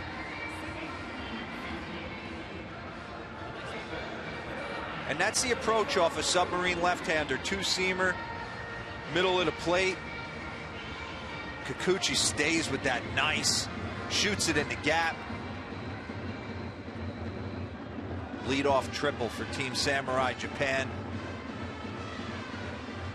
The boys are fired up. Now, not only a second inning of work for Randy Cho as Maru takes low, but righties hit .385 against Randy Cho. I mean, he is a lefty specialist to the end. Absolutely. You compare that .385 for righties to the .093 of lefties. And there's a slight difference in batting average against. He faces the lefty Maru here, who fouls it off 0-2. Good part of the lineup for Samurai Japan, down just 3-0 in the 7th inning. With a runner on third and nobody out. They can crack the scoreboard a couple of different ways without even registering a hit. Sho Nakata on deck. Just outside, 1 ball and 2 strikes. Obviously, Eric Kratz, who pinch hit for Alvarez, will stay in at catcher.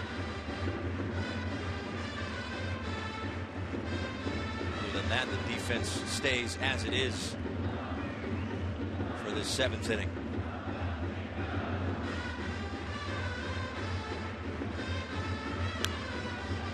You mentioned Eric Kratz in the catching position. How about Russell Martin? 5 years, $82 million to the Toronto Blue Jays yesterday. I don't think you could find many people who didn't like that for the Toronto Blue Jays. Yeah, it might have been for most people, a year. You knew it was, everyone that was talking, it was going to be a 4-year deal, whether he was going to go to Chicago or LA, and whoever was going to step out and give him that extra year was probably going to sign him. Strike 3 right there to Maru. Alex Anthopoulos and his staff in Toronto targeting Russell Martin, Canadian-born player with Brett Lawrie. Also Canadian-born. And Russell Martin has now been a free agent 3 times. Left the Dodgers, went to the Yankees, left the Yankees, went to the Pirates, left the Pirates, and now goes to the Blue Jays. And he's been highly sought after every trip through free agency. Yeah. And every trip through free agency, he's been done and signed by mid-December. All 3 of those times. Doesn't waste very long at all. Neither does John Farrell to make a change with 1 out here in the 7th.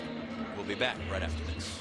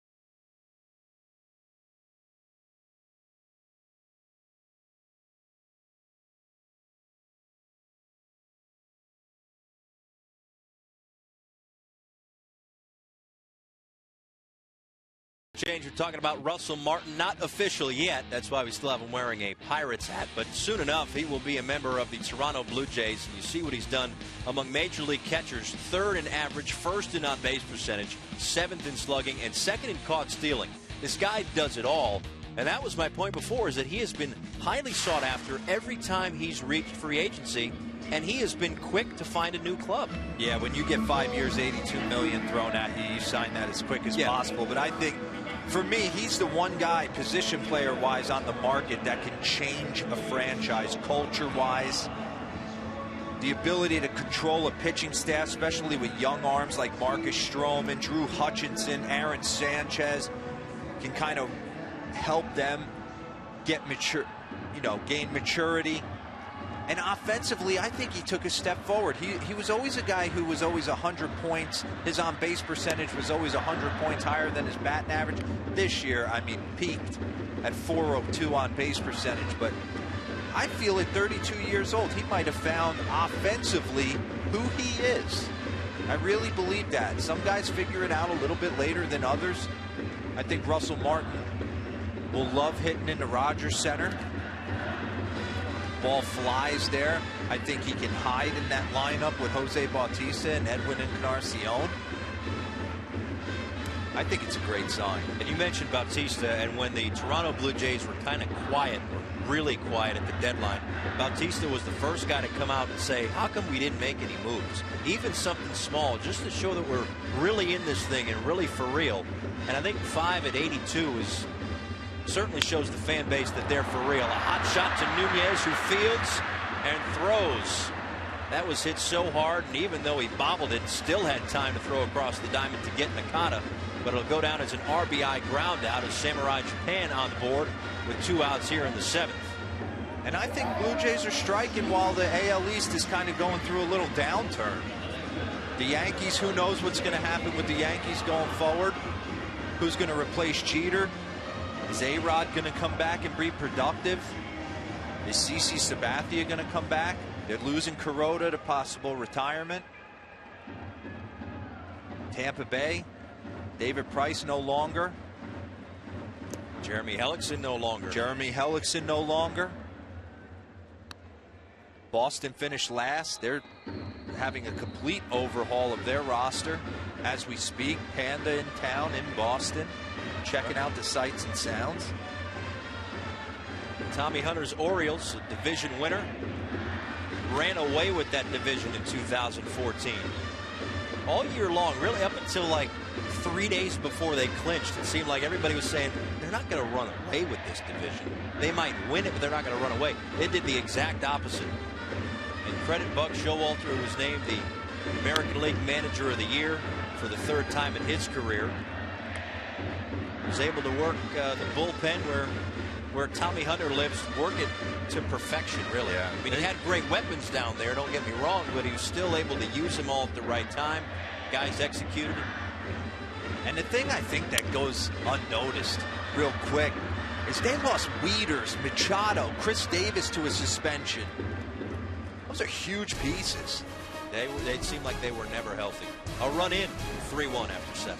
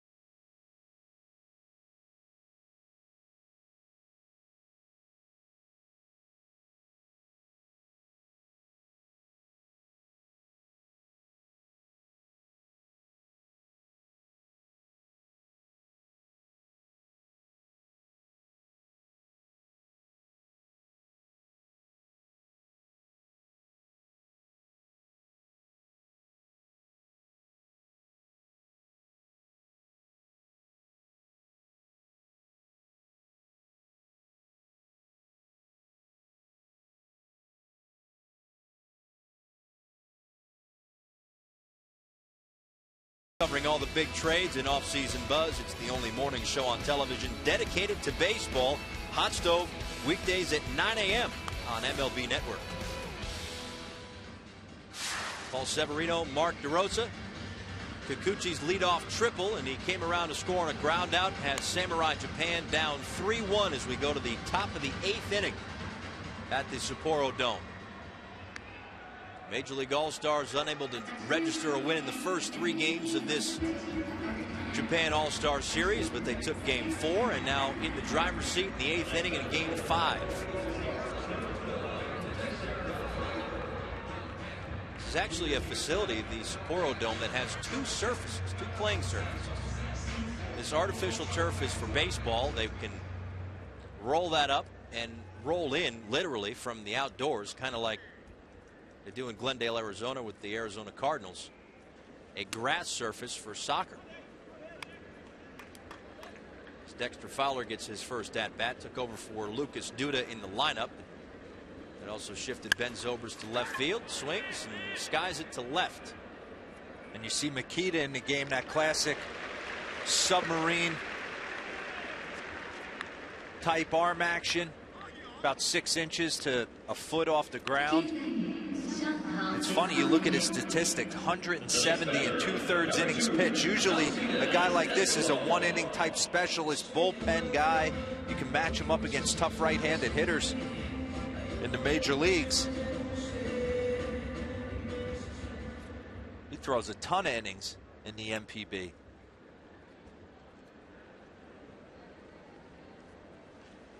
Alcides Escobar takes ball 1. And Makita worked the 8th inning. Walked 2, struck out 2 in that combined no-hitter a few nights ago. Started by the guy in the middle there, Norimoto, who worked 5 perfect to start. Now Alcides Escobar has had a great night at the plate. His first at bat, that leadoff double by Lucas Duda, and he first pitch slider from Otani hit an absolute bullet to right field, not only moving Duda to third with nobody out, but getting himself a knock to boot. And with the amount that Escobar and Sal Perez played during the regular season, during the postseason with the Kansas City Royals, maybe that's all Escobar needed, was a day off. Didn't play Game 4, got the day off for the travel. So far, a couple of hits here in Game 5. You see right here, submarine 2-seamer in on the hands of Alcides Escobar. I just think it's so interesting. Broken bat, Matsuda. Got Escobar by a step. See right here, Jose Altuve against Otani. Shoots a base hit to right, his first at bat. Another one off Otani as well, same spot. And then here, hanging slider in the middle of the plate. Just the ability to work the big part of the field. So many hits over the right side. Getting back to Makita. I'm blown away with the fact that this guy's a starter. 26 games started, 8-9 record with a 3.74. Again, 170 and 2/3 innings pitched. And he changes the arm angle too. Yeah, he's a bullpen weapon. Usually guys will come in and maybe they're over the top, 3/4 right, and then drop down a little bit to throw guys off. This guy actually picks his arm angle up sometimes to throw guys off. Because we've seen him deliver from, what, 6-8 inches off the dirt, and then also kind of throw thigh level. Altuve, nice play by Ganji, over to first base. A 1-2-3 8th inning. Makita, really nice. 3-1, big league.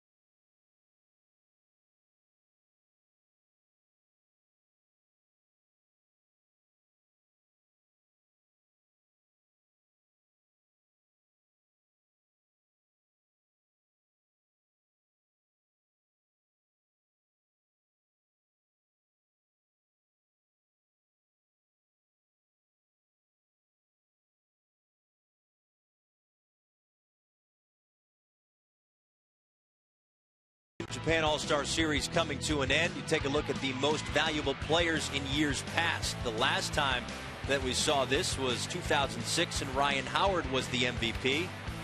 A lot of major leaguers on this list, but something tells me with the way that Samurai Japan has played in this series, we might not see a major leaguer be the MVP. The entire pitching staff of Team Samurai Japan might share that award. It's be hard to get all 7, 8, 9 guys who have worked well in this series into a headshot, but we'll do what we can. I mean, we got the best in the biz as Jose Veras takes over for the bottom of the 8th inning.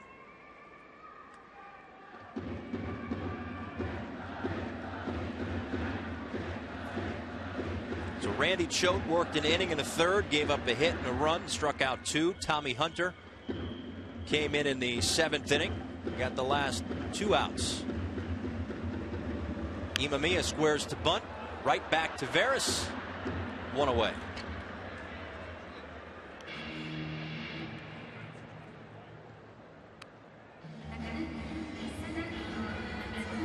So as this All-Star Series wraps up, this 5-game series wraps up, there is still one more matchup between these two squads. They'll play an exhibition game at the Okinawa Cellular Stadium after a travel day.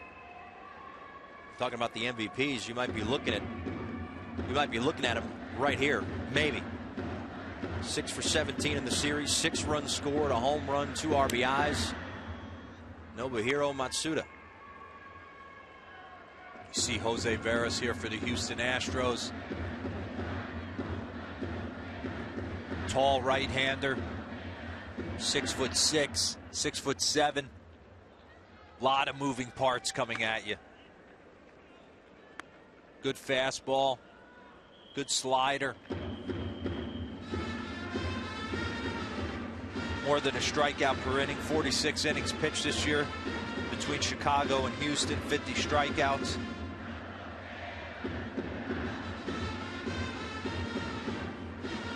And the 2-0 to Matsuda fouls it right back. I love his mannerisms, by the way. Matsuda. I want Matsuda on the same team as Munenori Kawasaki. Now we got something cooking. I don't even care who the other 23 guys on that roster would be. That is an exciting bunch. And we heard from Kawasaki last night, or checked that 2 nights ago at the Tokyo Dome. He called Matsuda Energy Boy.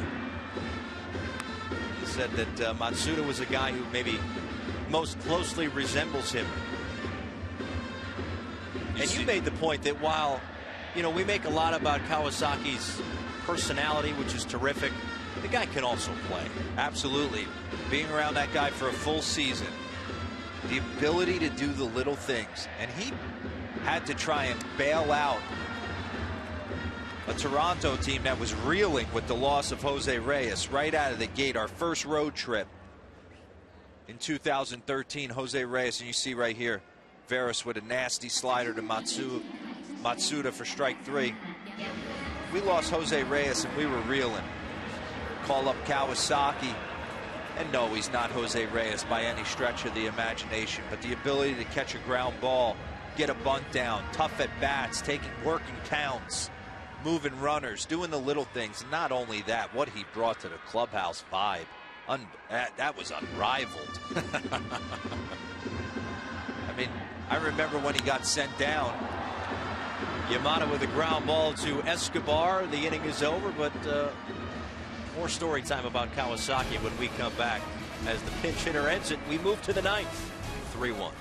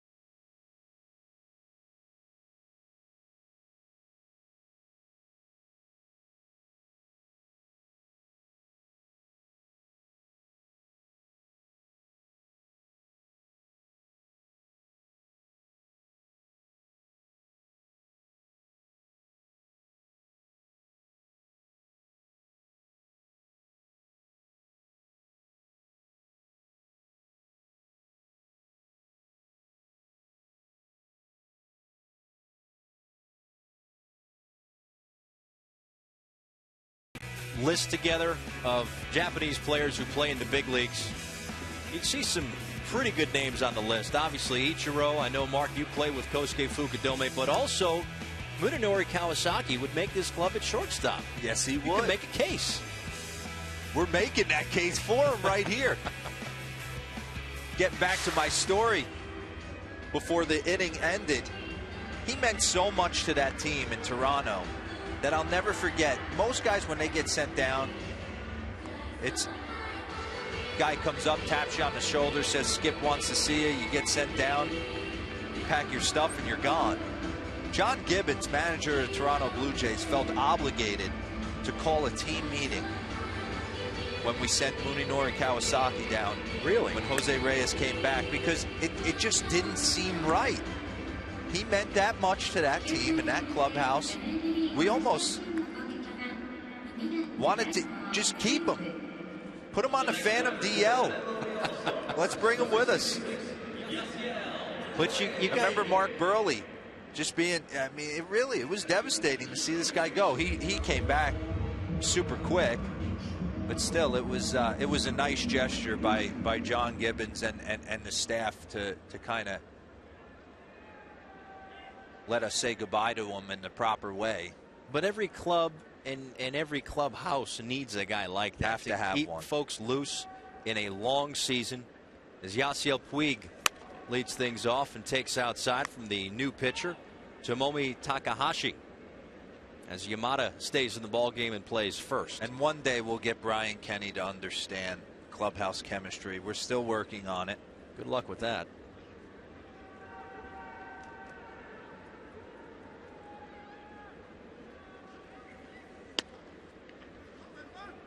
Heard so much about the clubhouse chemistry with the Los Angeles Dodgers this year. Yes. Maybe how it may have been lacking a bit. Fell short of expectations yet again, despite the immense talent on that team, including the Cy Young and MVP award winner Clayton Kershaw. And they'll be right back there. You see Yasiel Puig, he wants to bite his bat right there. He wants that pitch back. Fastball right in the middle of the plate, but you're going to see one of the best outfields, potentially the best outfield in the National League, you can argue. Matt Kemp's finally healthy. He looks like he's going to play left field and had a monster second half. Yasiel Puig in right. And I'm excited for the arrival of Jock Peterson. This is a guy who went 30-30 in the PCL. Hadn't been done in the last 80 years. Left-handed hitter with some swagger, can go get it in center field. And you'll probably see either Andre Ethier or Carl Crawford, one if not both, be moved. That's the question with this new front office. Scott Van Slyke, we forget about him. Yeah. With the new front office in Los Angeles, what moves will they make to try to figure out how to get three guys out in the outfield every day, as opposed to the 5 or 6 different options that they've tried to use? This one maybe broke the bat. One away. And that's the interesting thing about Andrew Friedman coming over, is there is no loyalty. These were not guys he signed. These were not guys that he's gone through the battles with. So he's going to come in with a different opinion and get a feel for the guys, and obviously listen to the people who have been there in the past. But there will be no emotion in the decisions he makes. I wonder if that almost helps. I think it does. Like a lot. Because it's then you can take, and especially for a very intelligent guy like Andrew Friedman, who's putting extremely intelligent people underneath him as well. They can look at the numbers, they can figure things out, what fits best for how we want to structure this club, move forward and get better. I mean, John Hart, didn't take John Hart very long when he was just an advisor with the Braves. Took him 2 or 3 days. All of a sudden you got 3 or 4 guys locked up to long-term deals. Now he's the president of baseball operations in Atlanta. They figured out what to do. How does Jason Hayward fit in our long-term plans? Maybe he doesn't. Turn him around for a Shelby Miller. The good ones can figure it out. Absolutely, the good ones can. And I think what Andrew Friedman's going to love is the fact that he's almost got an unlimited payroll at his fingertips, whereas in Tampa, He was putting winners out on that field every year. With a bottom of the basement payroll, getting them to a World Series, winning divisions, but being forced to trade star players like James Shields and David Price over the course of his tenure there. That's the thing, is that Carl Crawford still owed $60 million over the next 3 years. Andre Ethier owed $50 million over the next 3 years. But one outfielder who will not play into their future plans is Giancarlo Stanton. That much we can report. At least not for the first 6 years. That's right. The 1-2 pitch to Morneau. Fouled off. And good for the Miami Marlins. You see right here, Giancarlo Stanton, more money than Jeffrey Loria paid for the Marlins, $158.5 million in 2002, greater than the combined five lowest payrolls. A superstar, young, came into the league as just a freak athlete with just mutant power. To watch this guy take batting practice, and now you're seeing a baseball acumen, maturity, knowing what he can and can't do, what pitches he absolutely hammers, just becoming potentially the face of our game. Well, he's going to get a lot of attention with that money. And he should. Yeah.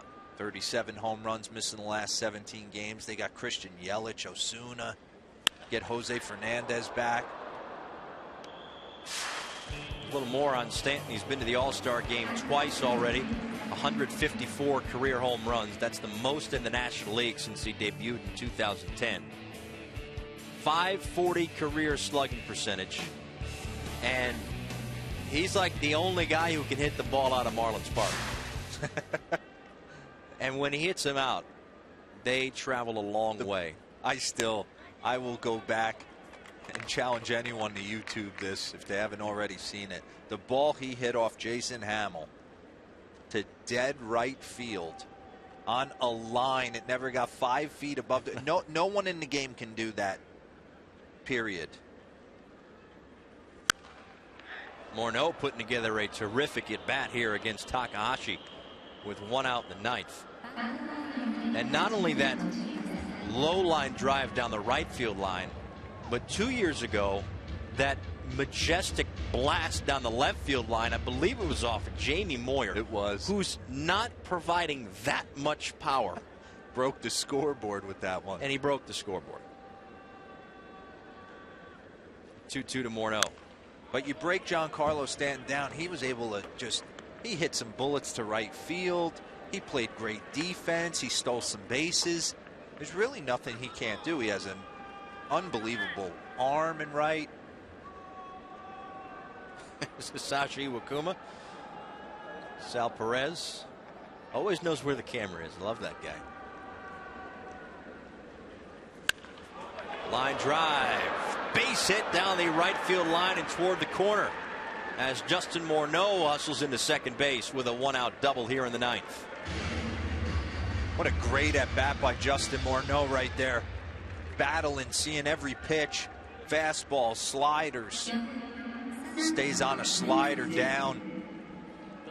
Shoots it into the right field corner for a double.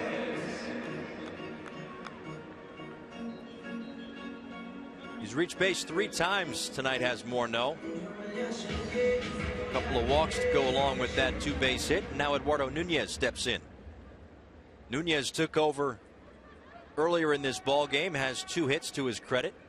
Took over for Evan Longoria, who got hit on the wrist or the forearm.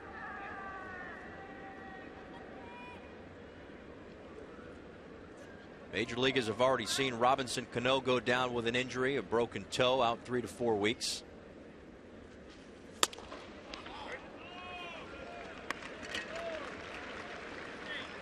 And just to quickly wrap up the point on Giancarlo Stanton, it's a lot of money. I think any player would do that deal. But there are a couple of yeah buts in there if you're looking at it from an outsider's perspective. Yeah, but are they going to have enough money to lock up the talent that you talked about? The Yelich's, the Ozunas, Echeverrias, Jose Fernandez when he comes around. Are they going to have enough money to lock those guys up? And is there any concern in the fact that the last time we saw Giancarlo Stanton, he got hit in the face? Is there a concern about him maybe being a little bit gun shy at the plate? Now, in 13 years, you'd figure he might be able to get over that, I suppose. But is there any concern that you didn't at least see how he reacted? Hadn't played a major league game in between that and signing this big deal. You know what? I don't think so, Paul. I really don't. Unless it impaired his vision, which doesn't seem to be the case. Freak accident. I think he knows that. Yamada has room in foul territory, 2 away.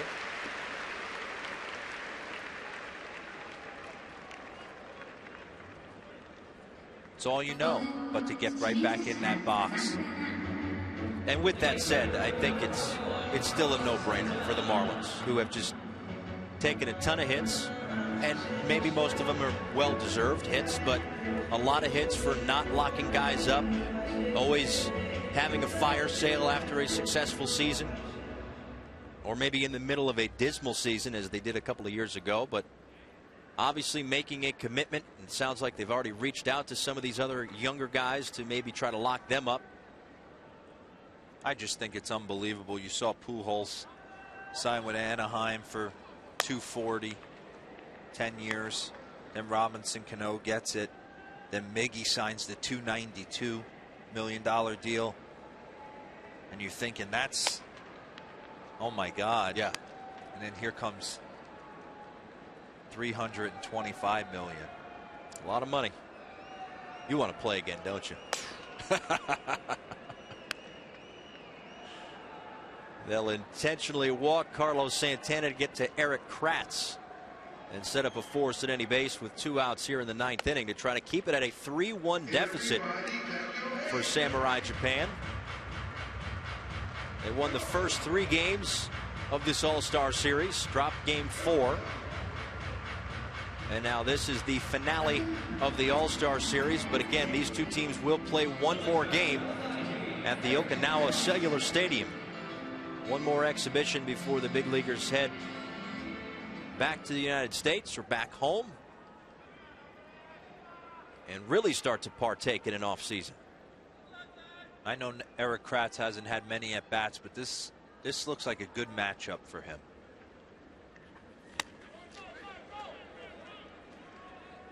Oh for 1 in the game and in the series. Sal Perez has gotten the bulk of the playing time. Drew Butera got the start in game 4.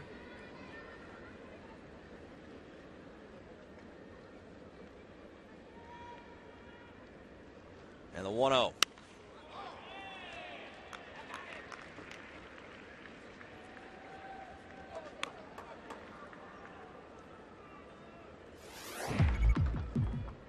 Kratz had 1 at bat in the exhibition game against the Hanshin Tigers and Yomiuri Giants. Got a hit late in that ball game, but has not seen any time so far in this All-Star Series. Prior to game 5, at least. The 1-1. In the air. Maru camped underneath it.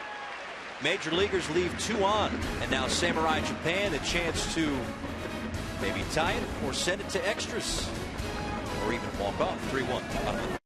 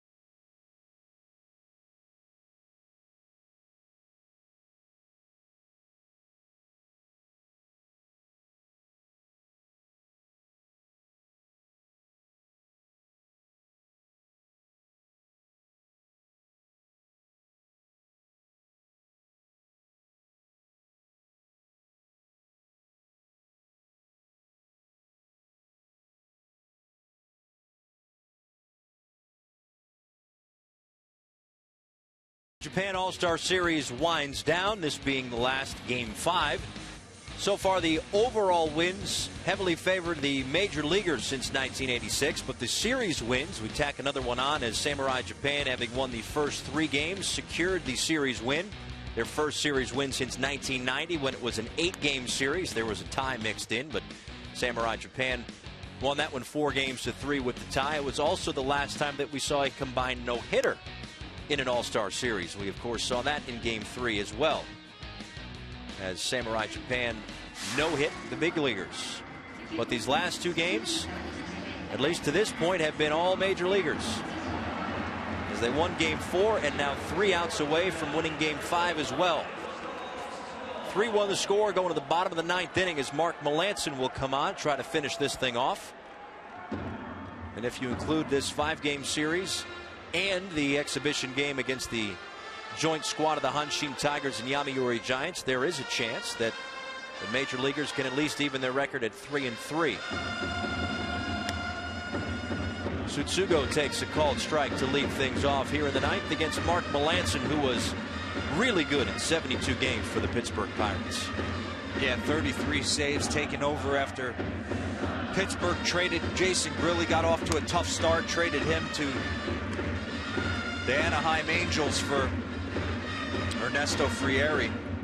Mark Melancon took over. He'll attack you with a 4-seamer, 4-seam fastball, a cut fastball, a slider, and a big-time curveball. And a line drive just out of the reach of Jose Altuve. So Tsutsugo comes in and leads off with a pinch hit single here in the 9th. And now the lineup card turns over a little bit. To the top of the lineup, Yuki Yanagita is next. And while he's 0 for 3 in this ball game, he does have 6 hits in the series.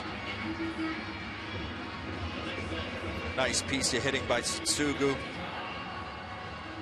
Looked like a cut fastball.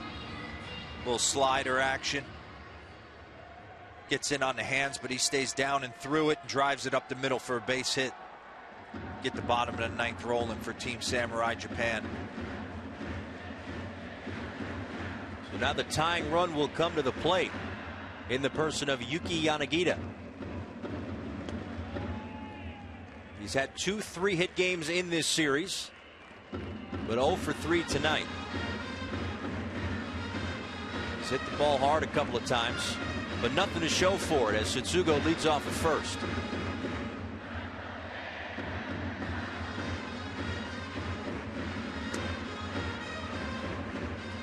Good pitch right there, backdoor cutter from Mark Melancon to get him back in the count, even it up at 1-1.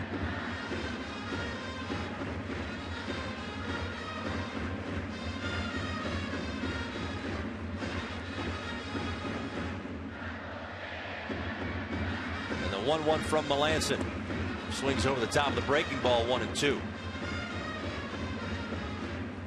Most of these Japanese hitters take controlled swings, but Yanagita really lets it loose. Yeah, and you saw right more there. Than most. Yeah. Yeah, he's looking to go deep.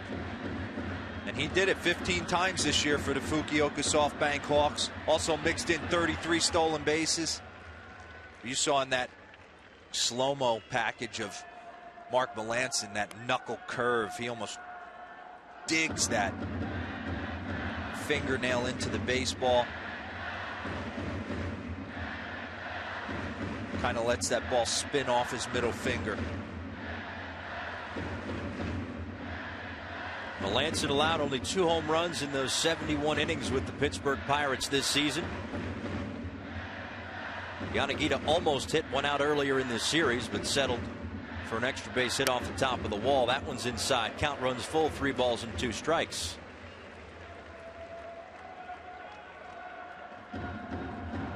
Sho Nakata with the bat. He's looming.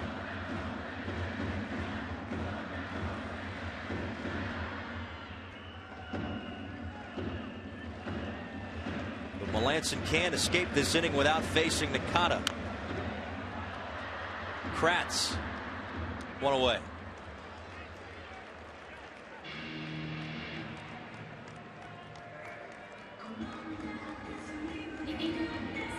Shima moves to second base.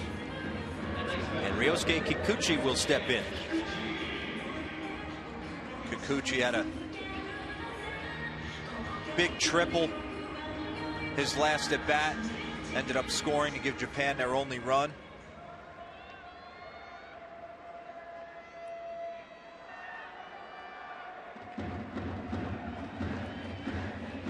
That was back in the 7th. Otherwise, Matt Shoemaker, Randy Choate, Tommy Hunter, Jose Veras have been really good at this point, surrendering just 4 hits. And a called strike. Shoemaker started, went 5 really good innings, gave up 2 hits and struck out 2. Randy Choate worked an inning in the 3rd, gave up a hit and struck out 2. Tommy Hunter 2/3 of an inning. Jose Veras worked a clean 8th. And now Mark Melancon tries to finish it out here in the 9th.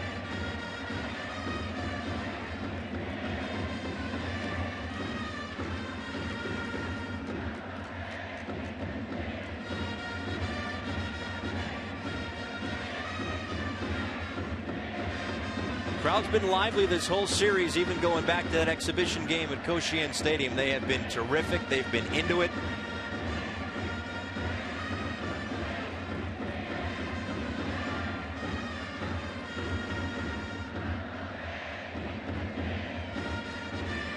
The 0-2 pitch. Fights it off.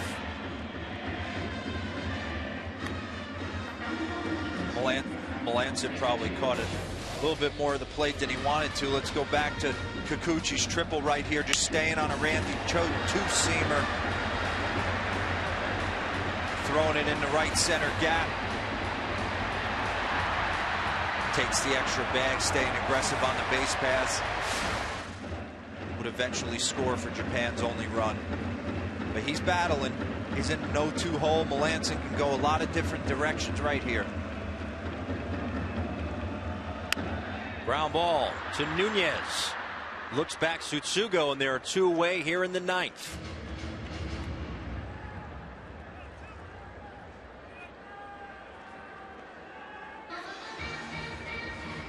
So Yoshihiro Maru is due up here with 2 outs in the 9th inning.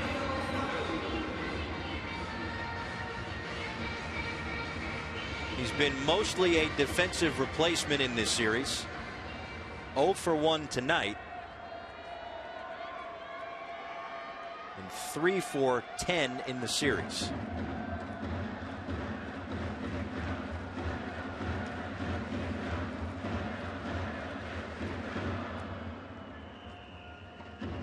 He came on as a pinch runner in the 4th inning and was quickly picked off by Matt Shoemaker. Pinch ran for Yoshio Itoi. Sho Nakata on deck. And if he bats, it'd be as the winning run. Yeah, trying to get Sho Nakata to the plate. 3 straight 20-homer seasons, but Maru's no slouch himself. 310 this year with 19 homers and 67 ribbies. A 2-time All-Star.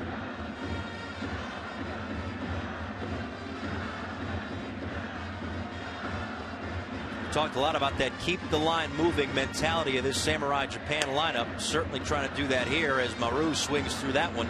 And the major leaguers 1 strike away from taking the last 2 games of this 5-game series against Samurai Japan.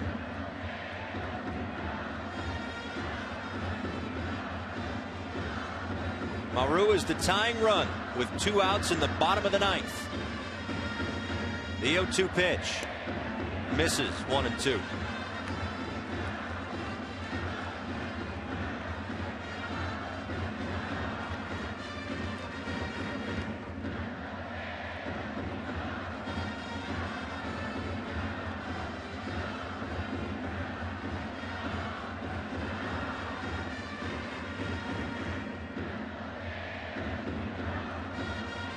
Melancon deals. Ground ball.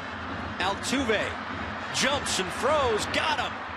And the major leaguers able to hold on for a 3-1 victory in Game 5 of this Japan All-Star Series.